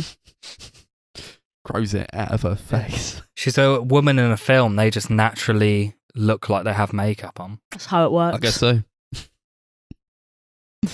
All right, should we move on? Yeah. I wanted to bring up a couple of bits of trivia. I know we've gone on for a while, so I'll try and just wrap it up quickly. Something I did find was interesting was apparently at one point George Lucas wanted Orson Welles to do the voice of Darth Vader, which would have been Yeah. shit. I love Yeah. Orson Welles. He has a great voice, but he does not have a evil voice, and I don't think it would have No. fit at all. No, it would have sounded calming. It's also too recognisable a voice. Yeah, really. that was why I decided not to use him in the end. Yeah. This was also the first film to ever be screened in stereo. Nice. Before that, films were only in mono, but this was the first film to use like stereo sound system because he wanted to incorporate the system, like no matter what, and he knew how to make it work supposedly. And He was a clever guy, to be honest. He yeah, was clever. and something else that I didn't know until today that I thought was ridiculous was the film only had a budget of $11 million, which is just ridiculous. $8 million of that was spent by Industrial Light and Magic on the effects. Yeah. Is that something that, if you adjusted it for inflation, how much would that be now? It would still not be a lot. No, but I mean, how, like, I don't know, guesstimating. I'm guessing know. they probably use a lot more money now to make Star Wars movies. Oh, they 100%. But I just or mean even like, the shows. oh, look, here we go. Come on, and just for inflation. We did this the other day when we were watching Mrs. Doubtfire. We're looking up the price of how much the takeaway in the film costs to see how much it would cost now. All right, let's have a look. So $11 would be $49. So it would be about $50 million. Which that's for still, a that's film like nothing, this, isn't it? it's That's like- like nothing. Nothing compared to how much films cost nowadays. That's mad. Yeah. Well, that's that. What are we going to rate it out of? We'll do it out of Power converters. power Woo! converters. Yeah. Fucking hell. Yeah. If I was to be completely objective on this film, obviously it would definitely have a lower rating because I do admit there's a lot that isn't great about it. I don't think it's a perfect movie, but I have such love and connection with this movie, and every time I watch it I feel like I'm just transported back to that little kid who like just fell in love with the movies. Like I think of like films like Cinema Paradiso or Hugo where they've got a character watching like a film and being so transfixed in it and feeling like it's so magical, and that's how I feel anytime I watch this movie. So yeah, 10 power converters out of 10 for me. Yeah, I actually don't love this movie. I've got to be honest. I do get kind of bored, and it is quite schlocky, and it's very stupid. But there's so much to love about it. I love maybe I don't love the movie as a whole, but I love like its place in like I just love like the trilogy as a whole probably. And like even after like watching all these movies, I kind of went away like, yeah, you know what? This is fantastic. This is all so brilliant. And I really, really do like this movie a lot. Wouldn't watch it like all the time, but I appreciate, especially like appreciate watching it with other people as well who really like it. I've watched it with people who like fell asleep while watching this. But yeah, it's just really good stuff, and some of the best music, some of the best models, and the effects are the effects that they used like during the time, they were actually like super fantastic and stuff that they'd never done before in a film. Yeah, love it. Love a lot about it. Probably give it like an 8 power converters out of 10. Yeah. Although my boy Chewie got done dirty at the end, he didn't receive his medal, I still give this film a 8 out of power converters. I actually forgot what I was saying mid-sentence. Poor Chewie. None of the droids got him either. I know, literally, all my favourite little extras Film's got droidus. fuck all, yeah. And Speciesist. C-3PO was like, I don't like him, to be fair. Yeah. Oh my To be god, fair, can we never mention The him in droids this? didn't really do anything like, except for R2-D2. R2-D2 is the little original Dibby. Dibby. Hey, you know it. He's like the most important character in the film. Yeah, but Yeah. I guess, all right, we probably should get into this now, but, we've got other films to On talk to about Empire. now. Yeah, but this is a whole conversation for another Next day. up is Star Wars Episode 5, The Empire Strikes Back. And Everyone's it is fan directed favourite. by Irvin Kershner this time. And when the frick did this come out? 1980. Bloody hell, it's a long time. So they had to wait 3 years, and it takes place 3 years after the first film. And then the Empire's there, and they're on the planet Hoth, and it's like snowing, and then the Empire's trying to hunt the rebels. So they're trying to snuff out the resistance and take control for themselves. And Darth Vader, he's kind of like, I want to get Luke. So he tries to get Luke, and he's going after him and his band of rebels, and Han Solo's there again, so's Chewbacca, and what do you know? Leia is also there, and The gang's Luke- all here. what is it? At the end, when they destroyed the Death Star. Oh, fuck. We didn't even mention that. We didn't even mention that they destroyed the Death Star. They destroyed the Death Star in the last movie, and it was epic. That was like a kind of like a, what was it? Like a metaphor for blowing your load. You see that when like he Was shoots it?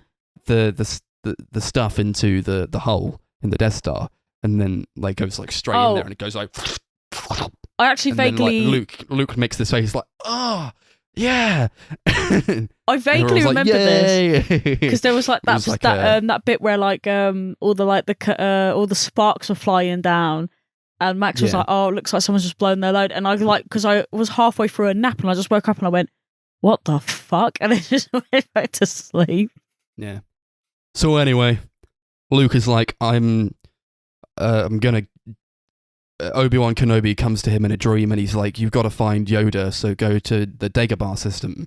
And he goes to the Dagobah system, and it's like the swamp planet where he finds Master Yoda, and he's trying to train to become a real Jedi Knight to defeat Lord Vader. What?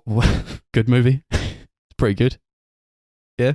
Well, yeah, this is like everyone's favorite film. Yeah, actually, this is probably my favorite Star Wars. Yeah, I wouldn't Actually, lie really- now that I've watched I it love it. again. Yeah. I mean, you guys both know it's like my like top 10, maybe top 5 favourite films of all time. Oh, is it? Yeah, this is actually my dad's favorite Star Wars film. Yeah. I love this movie so much.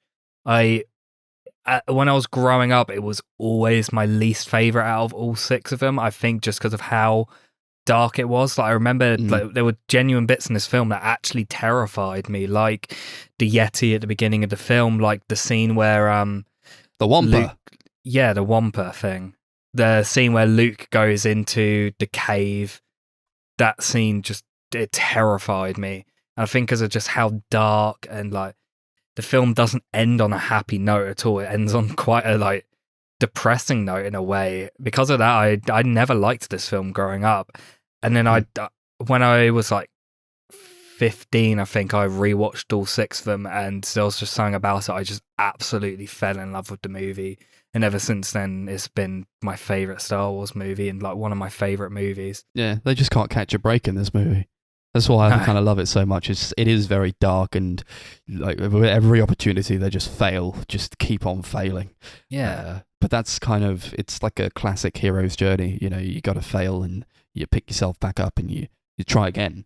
And Yeah, he never that's gave why- up. Yeah. It's Yeah, like he this, never gave up. It's like the second act in like a 3-act structure where like the first act is like everything coming together, everything's like very optimistic. Second act, everything starts going wrong, and it leads to the third act where you're like getting over the conflicts that happen in the second act.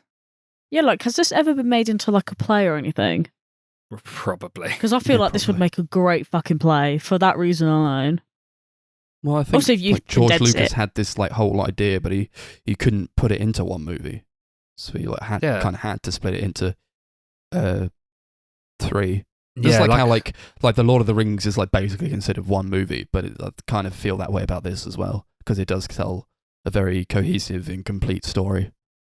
Yeah, like, and even like the way this film starts, it just starts like, it feels like it just starts in the middle of a story, like perfectly picks up where the first film left off, I think. Yeah, it's like 3 years later. You kind of can tell what they've been doing. They try to prepare for things. I think this is more about like character than it is like the first movie was about like establishing the world and exploring the world. This focuses more on like Luke Skywalker as like a character, and also on these other guys that we know, like Princess Leia and like Han Solo, and also introduces like a few other guys as well who are obviously like staple character, like Lando Calrissian. He's in this movie introduced, and yeah, he's fantastic. Obviously, Billy D. Williams. Yeah, he's really great in the movie. I love his character. They finally got like a Darcy got up, so she had no clue who we were talking about. Oh, I went to go turn the light on because it's really dark. Hello. oh yeah. Actually, yeah, I really like Lando. I was I kind of went in because I remembered Donald Glover doing it. I was like, I hope Lando's just as cool in this one, and boy was he just as cool, if not cooler. The only good thing about the Solo movie, but Yeah, I actually really like Lando. Yeah, he was he's cool got as a lot of- hell. he's got a lot of charisma. He does. Like him. He's kind of very similar to Han Solo in a way, but much more like skeeving, and I feel he's a lot grayer than Han Solo is.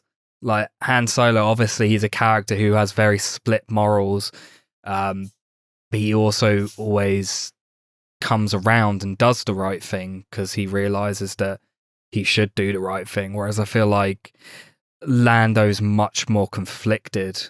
Like he kind of puts himself first a lot more, and then a lot darker away until he realizes that he really fucked up, and he kind of turns good right at the end. Yeah, well, he like betrays them, doesn't he? Yeah. Betrays them and turns them into the Empire. Well, like, Lando, no. You were so cool with your cape. Why did you do this? Everyone was rooting for you, Lando. Yeah. Only black person in the whole trilogy.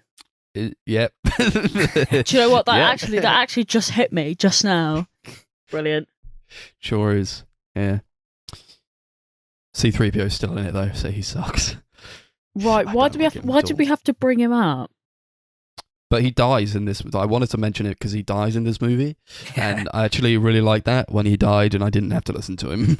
That was Because pretty. he does come Yeah. back. It's annoying that he comes back. Yeah, but at he least has a funny death scene where he just like gets shot and explodes. Yeah, but at least Yeah. in the last one, he has some sort of like purpose. Like I feel like in the first two films, he was just there to be really friggin' irritating. Oh, I hate him in the last film, but we'll get to that later. Yeah, but at least he serves a purpose in that film. Like, there was something he was meant to be there for.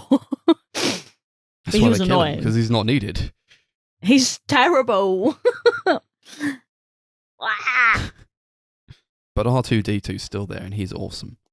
Yeah, The he's original still cute. Dibby. He's cute. He's got like his little beeps that he does. And they're like subtitled in the beep, so like every time R2D2 would speak, it would say on like the screen like beep blip.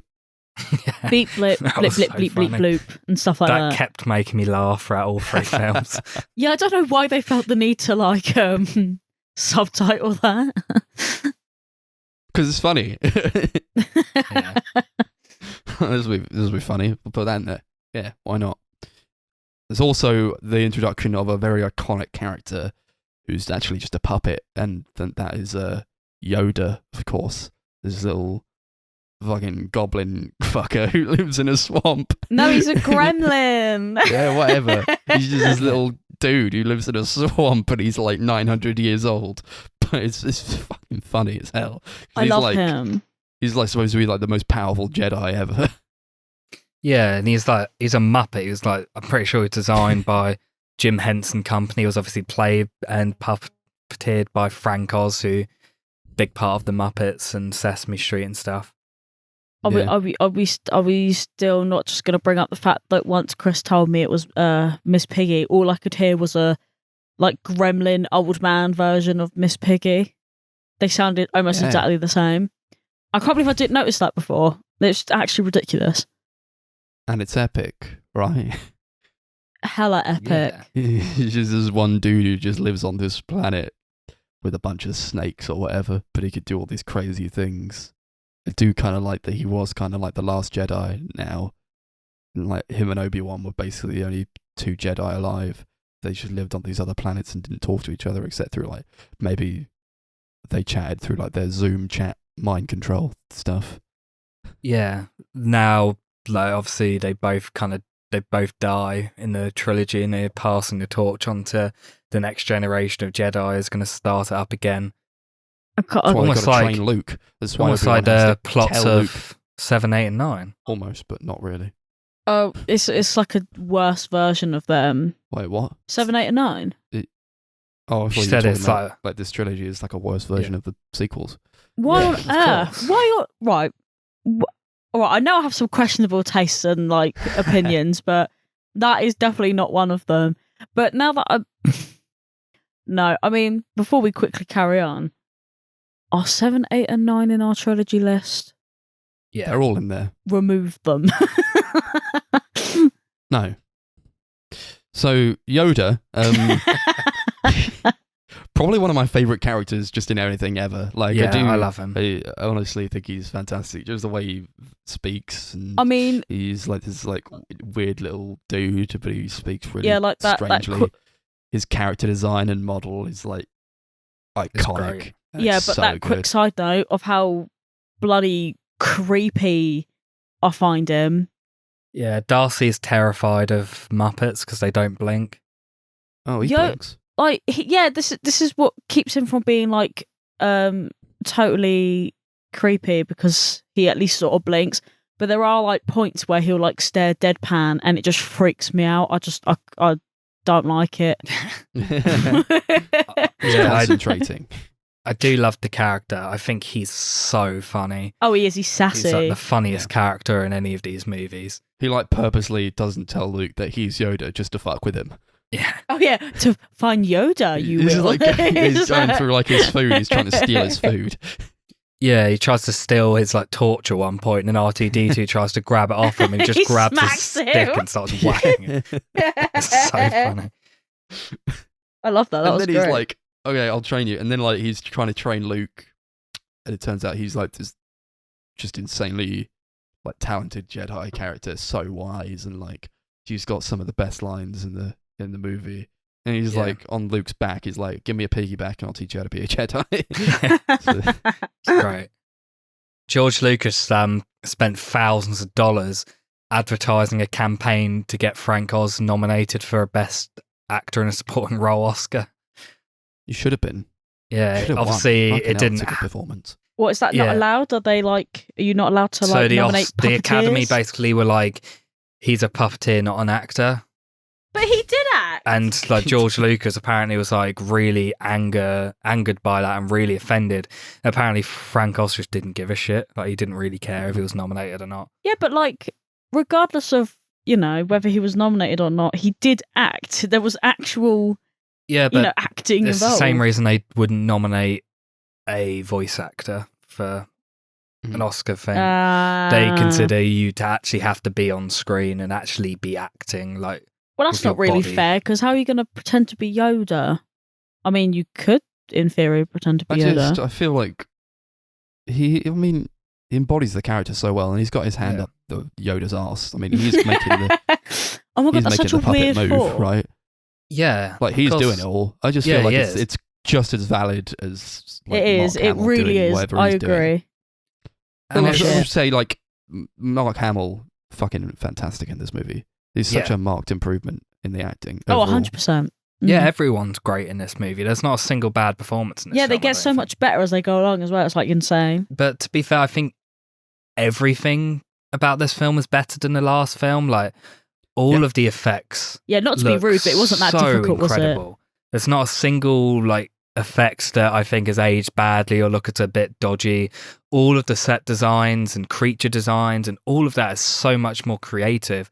But there's also a lot less of like creature designs. I feel like more of the movie is spent on developing these characters, and there's like, although there are some incredible action sequences throughout the film, I feel like a lot of it is literally just characters talking and like developing themselves. And I think that's one of the reasons I love it so much, because it takes itself so much more seriously, and I think it just works so much better. You could release it today, and it would like just hold up as well as any Yeah. other movie that's going on. Because 100%. it's got like so much like great set design, and like the colors they just pop, and it's so like high quality and high production. I could look at it every day, all day. It's like even just like the continuation of things that did work super well in the last one, and they are either kept the same or they're just improved. Like obviously we talked about Darth Vader's costume. That's obviously like one of the staple images from this franchise, I think. And like even like as fucking creepy as that like Wampa looked, it was bloody good design. It was like this like just grizzled kind of dude. It was covered in fur and like blood, and like his fur was matted together. I can tell why a child would probably be scared of it. Yeah, it's terrifying. That scene was actually fantastic though. Yeah, It was great like scene. just the way like they had to put that scene in there because like Mark Hamill was in a car crash, so his face was fucked up. So they had to give him like a reason for his face to be fucked up. But like just the way like he reaches for the lightsaber and he uses the force to like pull it out of the snow I was actually blown away by it. It was so good. Yeah, it's great. I love you got the tauntauns in that sequence. They're like weird. I don't even know what I'd say they're like. They're like very unique creatures that they ride around in the snow, and it's like all stop motion for the effects of them riding around, and it looks great. They're like weird blizzard llamas or something. Yeah. Well, obviously you can tell it's like stop motion when they're like Yeah. riding them around, but I think it's great. I prefer Stop that to them. like, just seeing like a CGI monster and you Yeah, can completely definitely. tell. I'm glad that wasn't one of the things they fixed, because they did that at one point. There was like people riding creatures around in the last movie, but they did put CGI over them. Whereas I'm glad they just kept the practical effects. There's very little to change about the movie, honestly. Yeah, It's just so solid.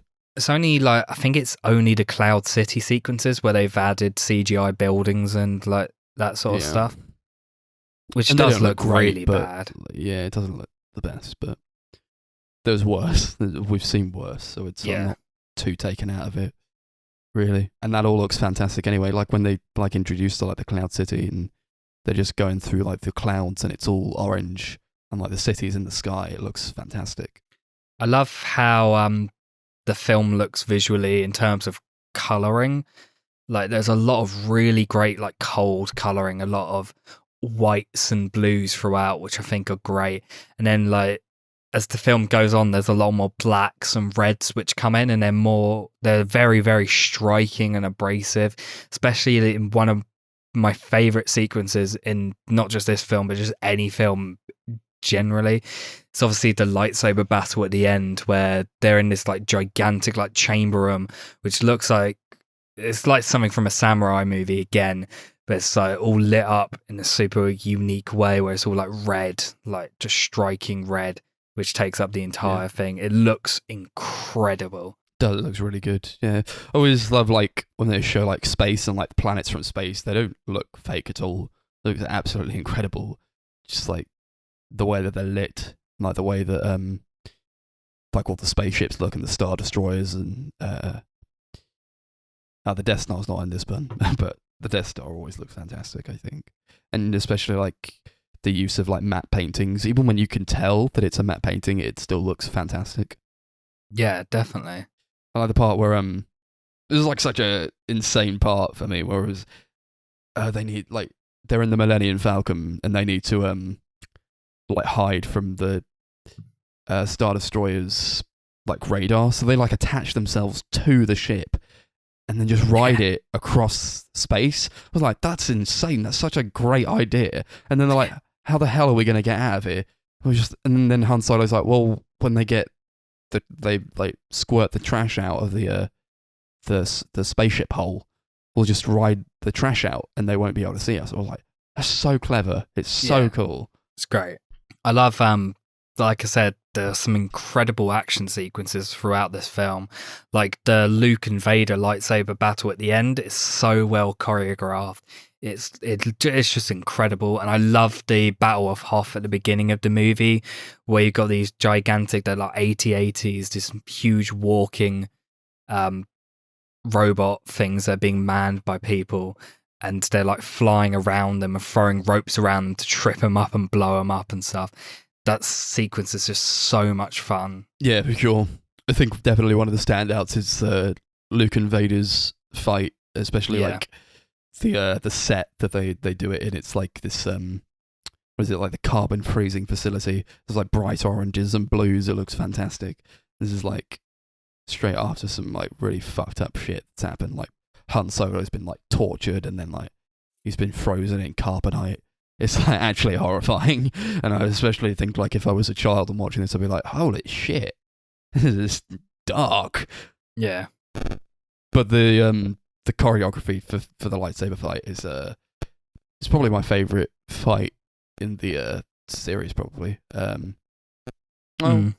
Yeah, it might be, honestly, especially because like how well it works with like the scenery and just how they move through it. I think it just having good fight choreography is really just it steps it up a bit, and definitely from the last movie where it was just two dudes banging sticks together. Yeah, definitely. It is great. I love the romance between Han Solo and Princess Leia throughout the film. Like, they have this incredibly... It's quite wholesome. Yeah, they've got this incredibly awkward, like, sexual tension between them that I love. And, like, the moments where they actually, like, kiss and, like, show affection for each other is just, like, so sweet. And then being cock-blocked by C-3PO. That bastard. How dare he? How dare he? But yeah, I fucking love their chemistry. I think they're just... Like, you can tell they actually, like, just really liked each other a lot while filming. So that really comes across. And I like compare that to like Blade Runner, where like you can tell they had no chemistry whatsoever in that movie. But this is like you can just feel it, and it's very palpable. They were like dynamic. They were very, very close friends in real life. They did have a relationship at one point during the filming of the first film, and you can kind of tell that the chemistry is there because they like actually care about each other. Oh, that's quite sweet. Yeah. I almost feel like Luke is just like a third wheel. Yeah, and then he kind of does love Leia, but it's also like you could tell she doesn't really like him in the same way. Well, it's only for the best, really, isn't it, guys? When you truly think about when it. you think about it. But we'll get onto that. Yeah.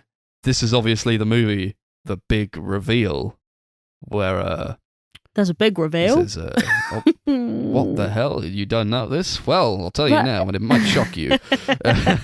So it's like right at the end of the movie where Darth Vader and Luke are fighting, and then Darth Vader's like, take this, and then he slices Luke's hand off, and Luke goes, no! And then he jumps onto a thing, and then he's like, oh, Obi-Wan never told you who your father was. It was like, you killed him. He says, no, Luke. I am your father. And then Luke goes, I actually love no. that. No. Do you know what? I was expecting him to like scream more in the beginning than he did in the. You know when you're like when like he initially heard it, he's like, no, and then he starts screaming. I was like, holy insane I was thing like, holy to shit. like be told, right? It was probably taken aback. I mean, yeah. There's a lot to take in. The poor man's just lost his hand. He doesn't know what the fuck is Finds left and out the right. guy he's been fighting against is his own father. I had a A feeling guy he he did thought like. was like this legendary Jedi Knight who like fought for good. Did he? Yeah, it's insane. He seemed like he didn't quite believe it. Which actually, would you like if someone had told you that? Would you believe them? I don't know if I would. You know, But like then just he to get says, back search at your you. feelings, Do you know what I mean? you know it to be true. And he searches his feelings because they're one with the Force. They can feel these things, and he knows it to be true. That's Oh, why they man. added in the sixth film that scene where Yoda tells him, because I think George Lucas went to a child psychologist or something, and they said to him that a lot of kids under 12 would believe it to be a lie, so he had to put it in just so they knew 100% it was true. Oh, really? Kids are smart. That's cool. Yeah. Yeah, I Ah. think that's the greatest plot twist in any film. I think it is. Yeah, for It is sure. literally- It's the most iconic. Yeah, I was going to say it's the one that everyone talks Yeah, about. everybody knows it, but it is Yeah. just everyone knows it for a reason because it is so good. It's incredible. Like I said, when the film ended and I wrote my review on Letterboxd, I only just realised that the button you press if you got spoilers in your review is literally Darth Vader's helmet. Yeah, I noticed that when I was looking through. I was just looking at reviews of the film in general, and for some weird reason, like everyone had like little Darth Vader helmets, and I kept going through different films and was like, they're always Darth Vader helmets. I like that. I'm a big fan. Could you imagine if this film was released like nowadays? Like you would have to see it opening night. You would have to see it opening night because otherwise you'd have to live like Yoda. You just have to be a hermit and just cut yourself off from society until you saw the movie if you didn't want it spoiled for you. Do you think though, if it came out now, it would be like as successful as it is? Yes, 100%. You do. Yeah, the first one, if it came out now and was exactly how it was and no different, I don't think so. I think this film is so timeless that it would do incredibly well now still. It's just one of those things that always makes me think. But I mean, obviously, I'm never gonna see any difference in the time scape of the world. I think in terms of not just blockbuster movies, but if you break down the bare essentials of what you expect from an adventure movie, I just think this is as great as you can possibly get. I just also love the fact that Luke decides to go and help his friends because he senses that they're in danger. Yeah. But they just do fine without him and they get themselves out of there. And Yoda even tells him don't go because you won't be able to defeat Vader. Your training is not complete. It goes anyway. And he just fucks it. He bottles it, and he gets his hand cut off, and that's how the movie ends. And he's just this big failure, and you sort of left with actually, if he hadn't come, they'd just gotten out fine. And he clearly wasn't ready to face Vader, and Yoda knew it. I just love it so much. It's so good. Yeah, like I said, it's the second act. They try and fight the bad guy, but they're not ready, so they lose. That's how it is in a lot of movies, in the second act of it. And I think it's a great idea to make the second film in the trilogy like that, the second act of the story. When we were watching the marathon, it really felt like something that works so much better if you watch it all together like this, because it's such a connected story and each part kind of complements each other. Absolutely. probably running short on time. Do you guys want to rate this movie? Go on to the next one? Yeah. If you had a bit more to say? Don't know. Oh yeah, I've got loads to say, but let's just Yeah, me too, we can honestly. wrap it But, up. yeah. I've been going for a long time. Yeah, Mm. I kind of knew from the beginning that this was going to kind of It happen. was going to be a long Yeah. one, Yeah, so what are we going to rate this out of? Fathers. Fathers. Cool. Sure. Yeah, like I said, this is a film that means a lot to me. I love it so, so much. Every time I watch it, I love it even more, I think. It's just a really timeless, incredibly well-made, fantastic movie. It's just I think it's about as great as a movie can be. So I'm going to give it 10 fathers out of 10. Father! Yeah.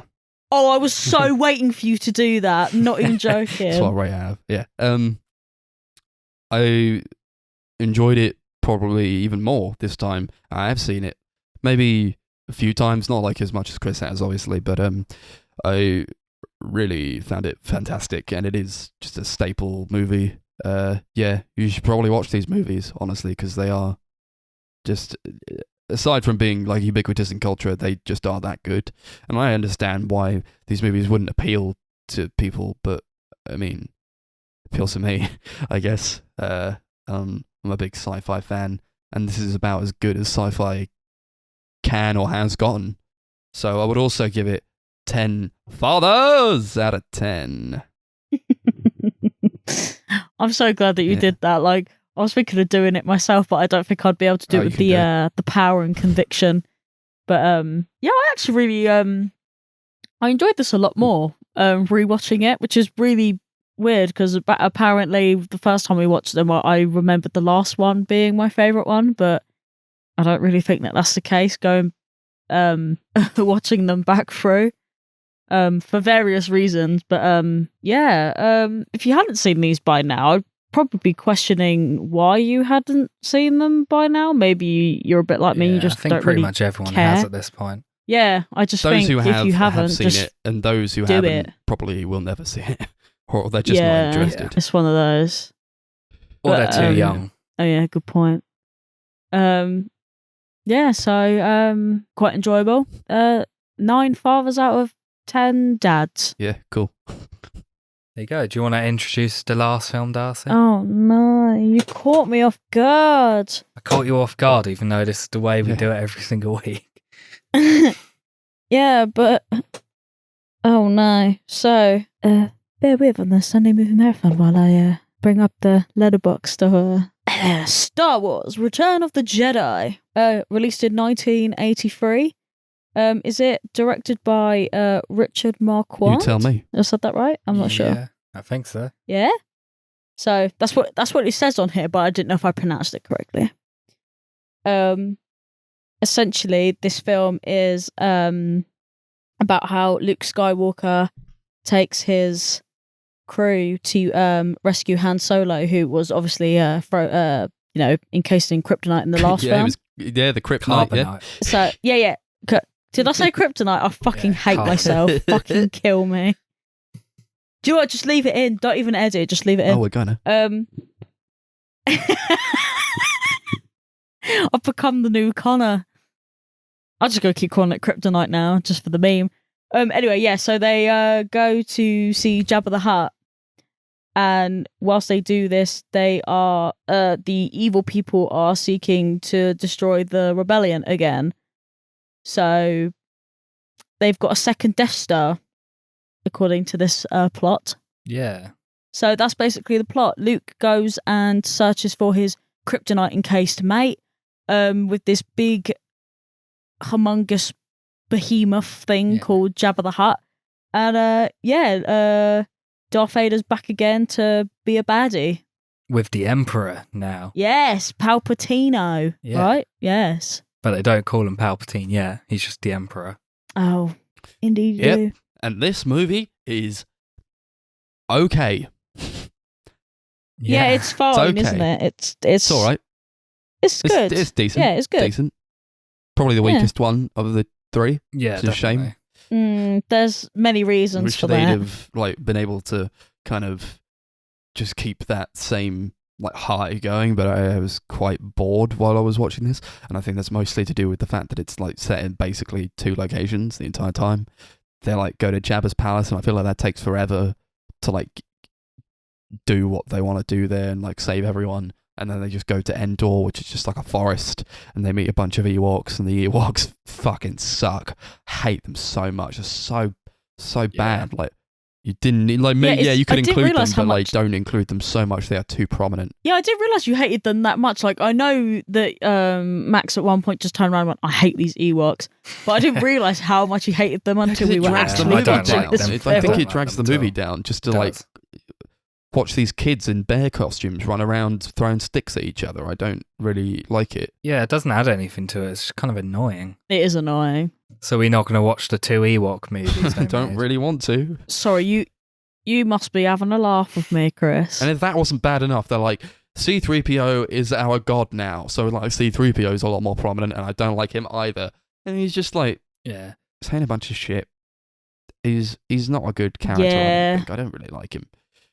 Yeah, I hate that sequence. It's honestly one of my least favourite bits in any Star Wars movie, where they like just start holding him up and like getting him to tell the story of the previous movies. It's just so lame and boring, and it takes up so much time. It's like they had to fill out the runtime, so they went, "Oh, we'll get C-3PO to talk about the last 2 movies." They had a plan. I know, and the film went on for forever. Yeah, the film's the longest one of the feels 3. its length as well. Yeah, it really does. Like the first 2 films, the first one I felt dragged a little bit at times, but the second one just flew by for me. Whereas this one, it felt like a chore to sit through. It did. And I don't even hate it. I do actually like it quite a lot. No, but it just felt like a chore. I just genuinely thought it was hard to sit through because I was hungover. I didn't realise for you guys, I mean, obviously I know we were all a little bit hungover, but I feel like I didn't realise for you guys it was that bad. Yeah, like I just didn't notice it. For me, the only thing about this film I really don't like is the whole sequence on Endor, but that takes up so like much of the movie. And it's a shame. Yeah.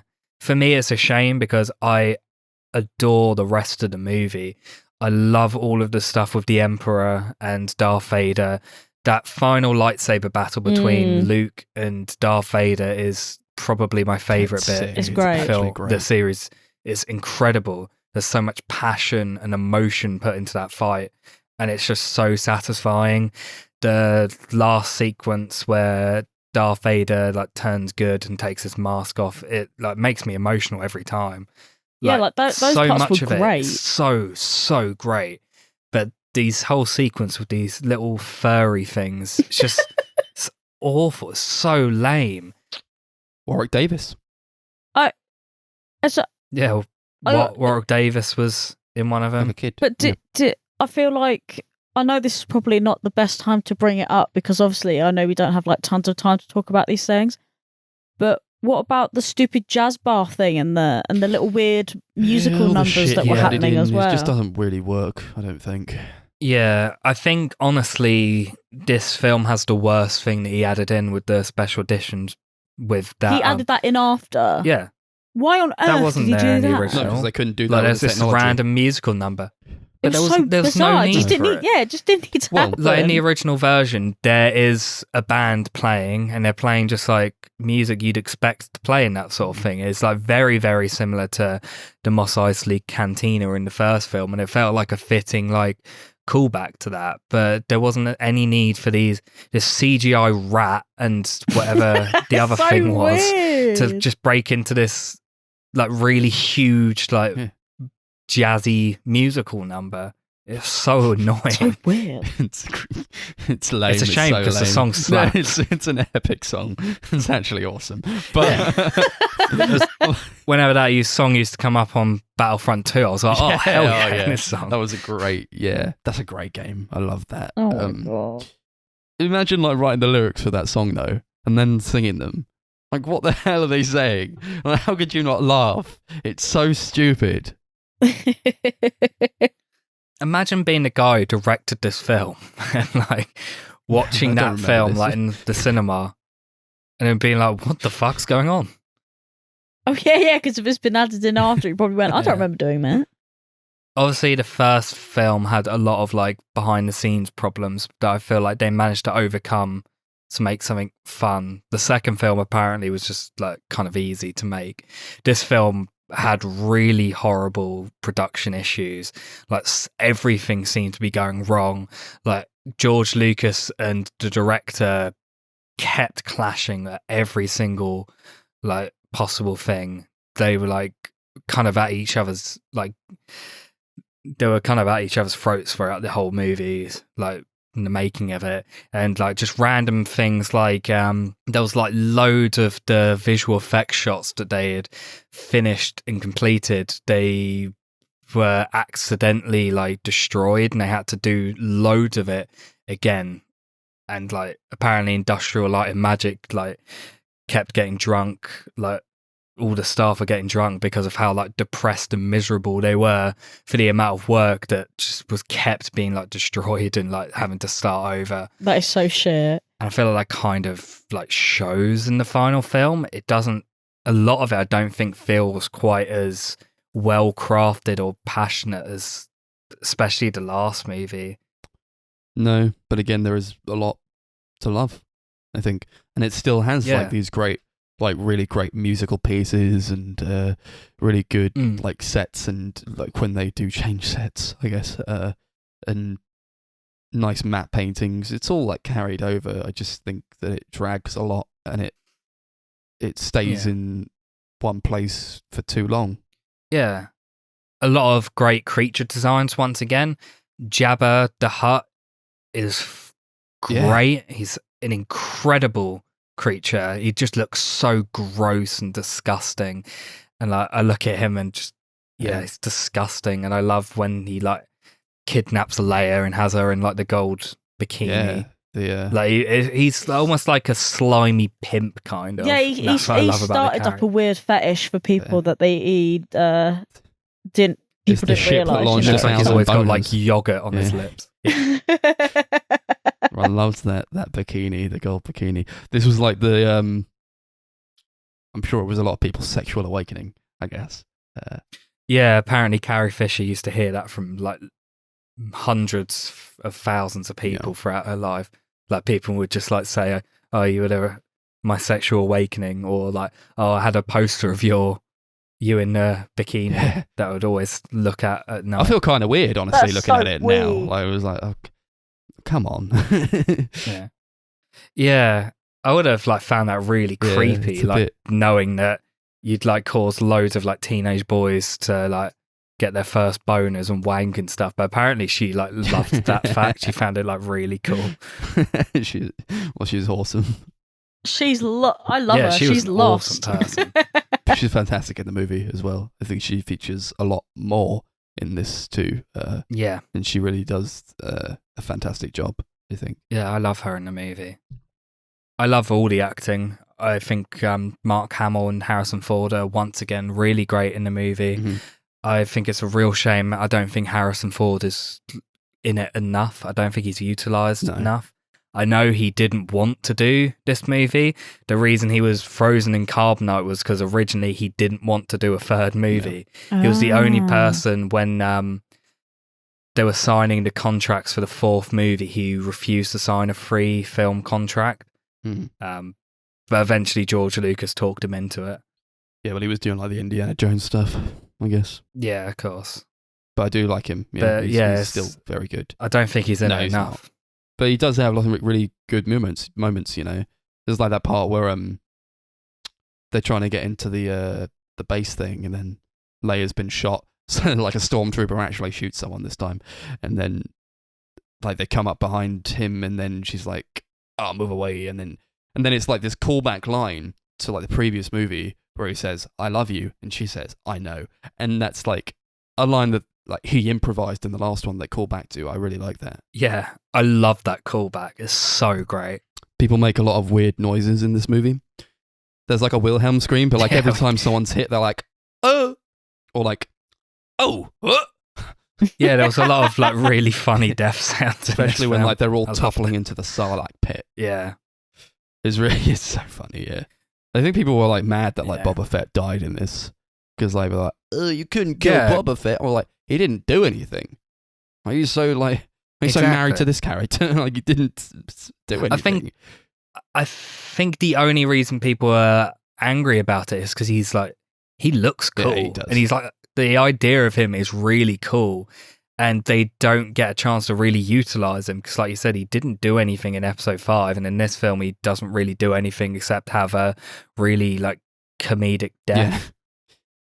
Like Han Solo, basically kills him, but he doesn't even realize he's done it because he was blind. He can't see. Yeah. Yeah. I don't really mind him dying. Although in official Star Wars lore, he actually doesn't die. He escapes. But yeah. We don't see that in the film. How are we to know? How do we feel about Yoda dying in this film? I like that. I Luke... was sad that he did the big sleep. I like that Luke's Yoda, tell me, is Darth Vader really my father? And then Yoda just ignores him and tries to go to sleep. He's like, I need rest now. Fine, he is. Fine, he is. And then with his dying breath, he's like, oh, there's another Skywalker, and then he just conks out. And he's like, oh, okay. What a line to go out on. He was always just this reminds me of that bit in the Suicide Squad where... Yeah. Yeah. It reminds me of the bit in Suicide Squad where Harley gets annoyed because that person died mid-sentence. Yeah. Yeah, and she's like, do what? Yeah. To where? What am I doing? But Yoda's just always been this just dude who's clearly very cheeky and he's clearly insane. He's gone mad. He's been alive for 900 years. So yeah, he's senile. He's still just fucking with him. He's still just fucking with Luke. To his dying breath, he's like, fuck you. Yeah. It's a sad scene, though. Remember, it used to make me really upset when I was little. It is sad. He just disintegrates into thin air. He just kind of goes, bloop, and he's gone. And he becomes more powerful than you could possibly imagine. Yeah. I love the character of the Emperor in this movie. Yeah. Obviously, Darth Vader is the main villain of this trilogy, but seeing that he's kind of actually just a cog in the machine and that he's just being puppeteered by the Emperor, who's the real evil mastermind behind it all. This scrotum in a cloak. It's really great. Yeah. He literally looks like a scrotum, doesn't he? Ian McDiarmid, I think, is really great in the film. He's very menacing. He's very over the top, but it just fits the character so well. They bounce off of each other very well as well, especially him and Luke. Yeah. I think him and Mark Hamill do a really great job. And this is probably my favorite iteration of Luke as well, because well, not iteration, but this is where he's come to he knows himself a lot more, and he's become a Jedi Knight, and he's done the training. He just comes across as really badass, and he's in control a lot of the time. Yeah. Apparently the Emperor's chair was actually mechanized, because obviously it rotates at some points, but the mechanism didn't work, so he had to shuffle the chair with his feet. I love that. I love that so much. It's really fun. Nice. Yeah, he's so good. There's a part at the end where he's zapping Luke with his lightning strength, and Luke doesn't die at all, although he doesn't even get scarred, and he's just zapping him over and over again. I'm he's all right. You should be dead. I don't know why he's taking it easy on you with he's not used his maximum lightning powers or something. I don't know. And then Darth Vader gets he picks him up and he gets zapped as well, and then that just killed him. Yeah. The only thing I thought possibly about that is that obviously Darth Vader has all that technology kind of keeping him alive. Maybe it's shorted out. So. Yeah. Yeah, maybe, because that could make sense, to be fair. And his hand was cut off. He still manages to pick the Emperor up with one hand. Yeah, that was weird. Extremely strong. Well, he's got to be. Maybe he used the Force as well. Yeah. We don't know. He became a Jedi again. Apparently James L. Jones didn't believe that he actually turned good. No? He's convinced that he doesn't turn good and he was just lying or something. Maybe. No, I think he does. I believe that he does. Yeah, I think he does. Because well. even I feel as though he's starting to develop feelings for Luke as his son, and he's starting to kind of come over to his side a little bit as the movie goes on. Yeah. Yeah, they kind of hint at it throughout that there is this conflict in him. like as the movie goes on, and it becomes more and more of a conflict. And I think that's what I love about the movie. That's like my favorite thing about the movie. I really wish it was just that. I wish it was just Luke and Darth Vader story, like them and their connection, and him like slowly starting to turn back to how he should have been, how he originally was. Like, Yeah, very conflicted character. that would have been good. It's great. It's like, yeah, it's kind of emotional at the end. It is. I like the part where like Luke gives him his lightsaber and he's just like, just like admiring it. He's like, "Oh, you built your own lightsaber. Good on you, son. Time to go to the Emperor." Obviously, when Darth Vader saves Luke and like picks up the Emperor, throws him over this endless pit, because there's a lot of endless pits in Star Wars for some reason. In the Blu-ray version, they added him shouting no. Yeah. Apparently they did that because every other Star Wars movie has someone shouting no, like powerfully at one point, and Return of the Jedi was the only one who didn't have it, so they wanted to add it in. I think it sounds great. Yeah, he's though. like, no. Yeah, a lot of people really hate it. But I've never had a They problem with hate it. Yeah, people hate it. No, People hate every single change they made to these movies, though. But that's the one change that makes sense. There's a lot of changes that I think make sense, to be honest, but a lot of people just hate them. Yeah, I like it a lot. Oh, as much as I don't really like the Endor stuff, I do like the part where like Luke goes to Leia and he like has to tell her that she is his sister. I actually thought that was quite a lovely scene. Yeah, I do like how he elongated that bit, though. He was like, someone else has the Force, then I have the Force. I mean, you can't and just then drop it on my him. sister has You can't the just drop it on Force." her. And she's like, what? I'd be like, "Hello, Leia. You are my sister. Let's do a Q&A." Yeah, but he could have just been like, and you have the Force, instead of being like, oh, my sister has the Force, and she has to sit there and like fucking brainstorm it for a couple No, I seconds love and go, it. I think it's awesome. that me. I think it's a fantastic scene. I really like it. Yeah. Although I think a lot of the creature designs and some of the two sets look really cool, I do think some of like the visual effects have not aged well at all. Like, No. there's some really bad green screen in this movie. Like during the Sarlacc pit sequence, there's some quite bad green screen, and there's that like chase scene on the bikes on Endor, which is like a fun sequence, but the effects have not. They don't look very good. Is this the same one as well, where they're like, the three of them are running? Yeah. Oh, I can't explain it. And they're running on. Do you know what I'm talking about? And then you can see the white lines round them. I can't remember what film it was in, though. It was either 5 or 6. I don't know. I think it was this film. It might have been. And I was like, wow, that looks terrible. I can't remember. That could be because obviously, like I said, the crew at Industrial Light and Magic lost a lot of visual effects, so that could have been why. Maybe they didn't have a lot of time or budget to redo the shots. Yeah. There's a part where they get like captured by the Ewoks and they get captured up in this big net, so they're all like, fuck. And then R2-D2 brings out his like little like pizza cutter and he just saws away at like one small part of the net, and then they all fall out. I'm like, that wouldn't happen. I would have cut a bit more than that. It's just a little thing, I guess. Especially like the Ewoks, I feel like it would probably die immediately. Don't think they could defeat the Empire with sticks and rocks. As much as it is trying to say something about like, if you just like believe and you don't need much, like you just need to have that belief in yourself, and they're like the good guys, so like they win the day. So I do like that about it, but I also don't like the Ewoks, and I think that they probably would have died immediately. And if not from that, like that big satellite that's on Endor like blows up and there's this huge explosion, and I'm just like, that would cause a lot of fire to this planet made entirely of trees. Like if it's not, like you'd probably be dead from that, you know. But no, they all have a party. They're all excited. They do have a party. Hayden Christensen shows up. Yeah, he does. Hey, in his beautiful little he stares CG. directly into the camera. That is the best. So funny.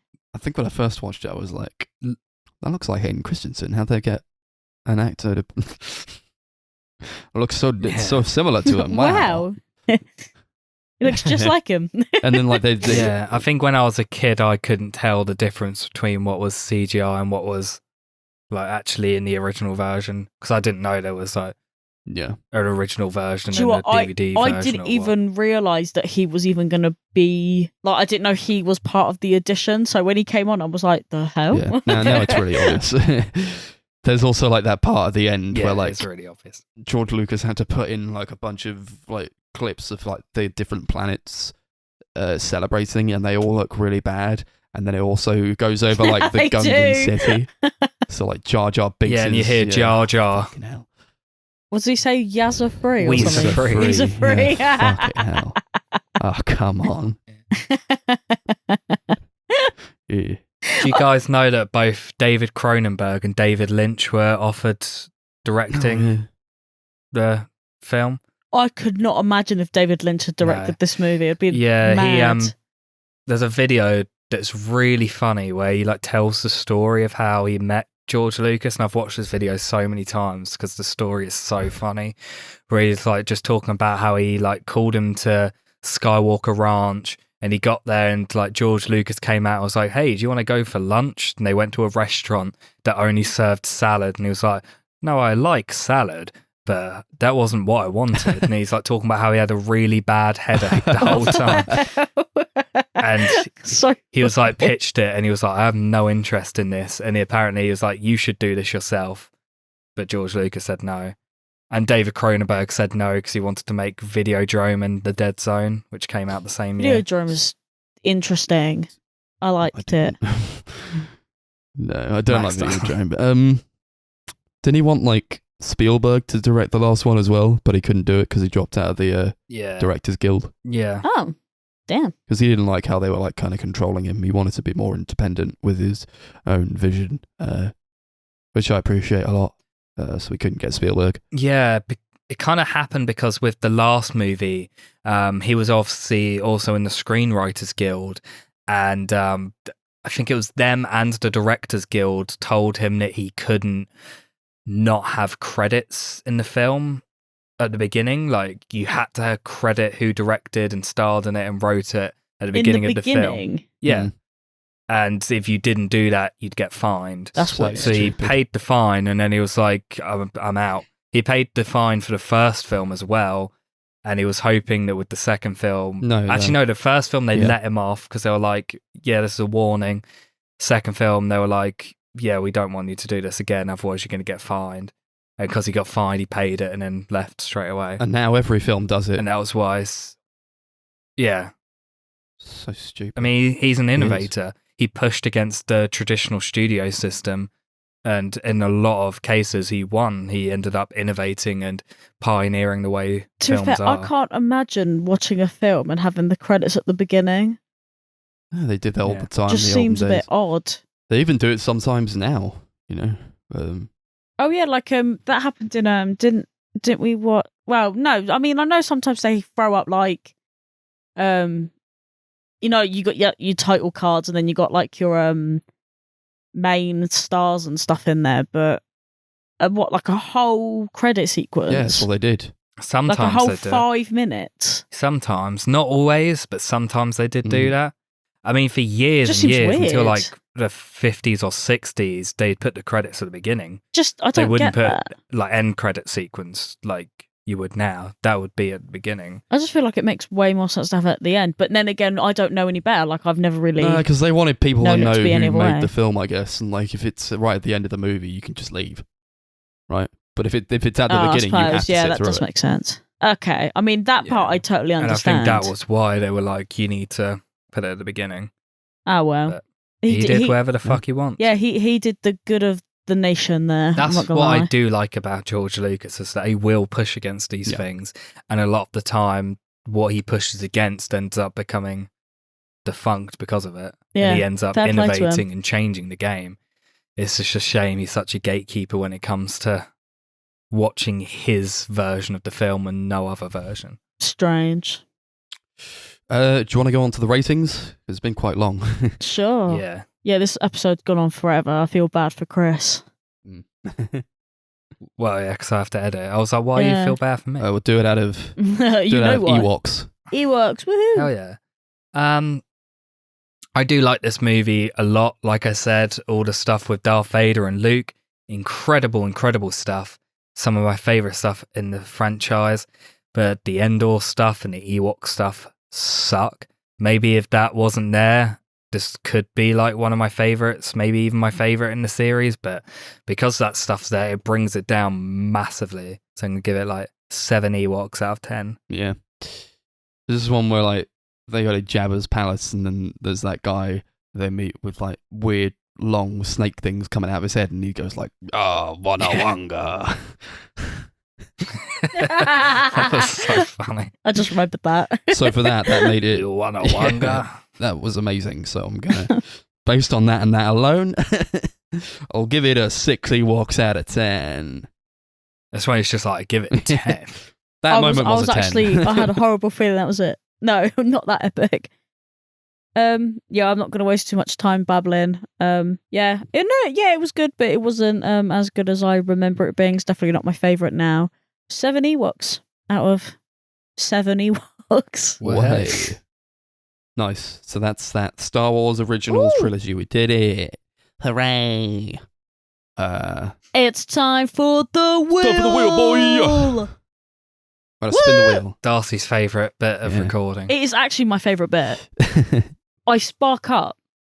Every Whereas time. I just get like this horrible pit in my stomach. Please don't be something get I like bad. it scared. after. So what are we going to do for the next one? So No idea. Ingmar Bergman's Faith trilogy. What is that? What's that? So makes up of the films Through a Glass Darkly, Winter Light and The Silence, all directed by Ingmar Bergman. I guess they're Okay. just films about faith. Like, It's bloody hell. I'll tell you what. We've done like a few director ones already. Like we did the Alfonso Cuarón one pretty recently. Yeah. So can we? That's We what I should was probably thinking. do something else. Well, if this one's worse, I don't know. Right, Imagine if Just it's keep another skipping director until we one. get something better. probably. We have so many of them. Prison movies. Prison What the movies. fuck is that? Who put prison movies on the list? Because it wasn't me. Well, another one. Fine, yeah. This is I'm the gonna last one we'll do it. Spin then. it again. Another That made spin no we'll do. sense to me. Yeah. Last one. 3 times the charm. Twilight movies. No, I'm joking. Imagine if prison movies came up. We'd again. have to do it. Lilo and Stitch just came up. Lilo and Stitch. Oh, we're doing that. Oh, we okay. We'll do Lilo and Stitch. Okay. Yeah. Yeah, it came up a Hey. few weeks ago and we vetoed Yeah, it. that was because We like did, so it's like because a we watched sign. a lot of yeah, Disney that was that Disney. week. A lot of Disney. We done High School Musical the week Yeah. before. So, I think Lilo and Stitch would be cool. what are those movies? There is. I didn't even know there was 3 Lilo and Stitch. Lily and Stitch. Blah, blah, blah. 2 seconds. Lily and Stotch. Pretty sure there's actually like, I could be wrong, but I'm pretty sure there's 4. Oh bloody hell! No, it's not. What?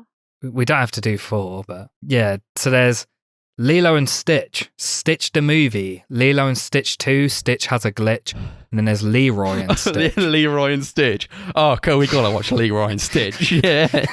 Oh, They're relatively man. short movies as well. I'm pretty sure. So, I'm up for doing that. Let me just see. I Jeez, one of them's 60 minutes long. Oh, nice. feel like Stitch. 2 of the- them are 60 Oh, minutes cool. Yeah, I long. feel like Stitch the movie How- isn't really a film though. Well, Oh, it is no. a film, but I mean, like, Yeah, so the first film's 85 minutes. The second and third films are about 65. And then Leroy and Stitch is 72 minutes. So very short Mhm. ones. do you know what? For once in my life, I don't dread sitting for hours and Yeah. hours and hours and hours and hours. This is like probably going to be about the same length as the Star Wars marathon, and there's 4 Yeah. films. Yeah, this is a dream come true for me because I can just like fall asleep at any moment and it doesn't Yeah. matter. We get to see I love Leroy. I love Who's that Leroy? Which Oh, one's you'll see. Leroy? You'll find out. guy. He's Oh, red. is he that red geezer? Yeah, he's like Stitch, but he's red.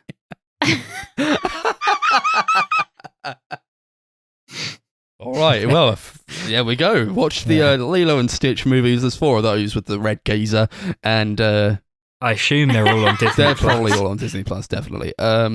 They got like that show that they did. So yeah. Yeah, Or, Leroy and Stitch is like a spin-off of the show. I yeah, think. yeah. So I think it was like the pilot or something. Yeah, that'll be episode 43. We'll come back at you next week. And we'll probably also talk about Chaos Walking as well. Oh, yes. So, yeah, tune in for that. I can't wait to talk about that movie and to see it because I've not seen it yet. Can't wait. And then... I hope it's as good as Leroy. Oh, my God. Hope it's as good as We're all that laughing movie now. with the red geezer. Yeah, so that's that. And then in 3 episodes' time, episode 45, we have Chappelle's Show, season 1 of that to watch. So why not watch that? Yes. But in the meantime, perhaps you could subscribe to the YouTube channel, the Sunday Movie Marathon, or you could do, or even both. You could do the Twitter, which is at Sunday Movie Pod. Facebook is at Sunday Movie Marathon, and Letterboxd, for those so inclined, is at Sunday MM, capital S, capital MM. Any final words, guys? I'm excited for Leroy and Stitch. Nice. Yeah, same. No, wanga. Master Skywalker, there are too many of them. What are we going to do?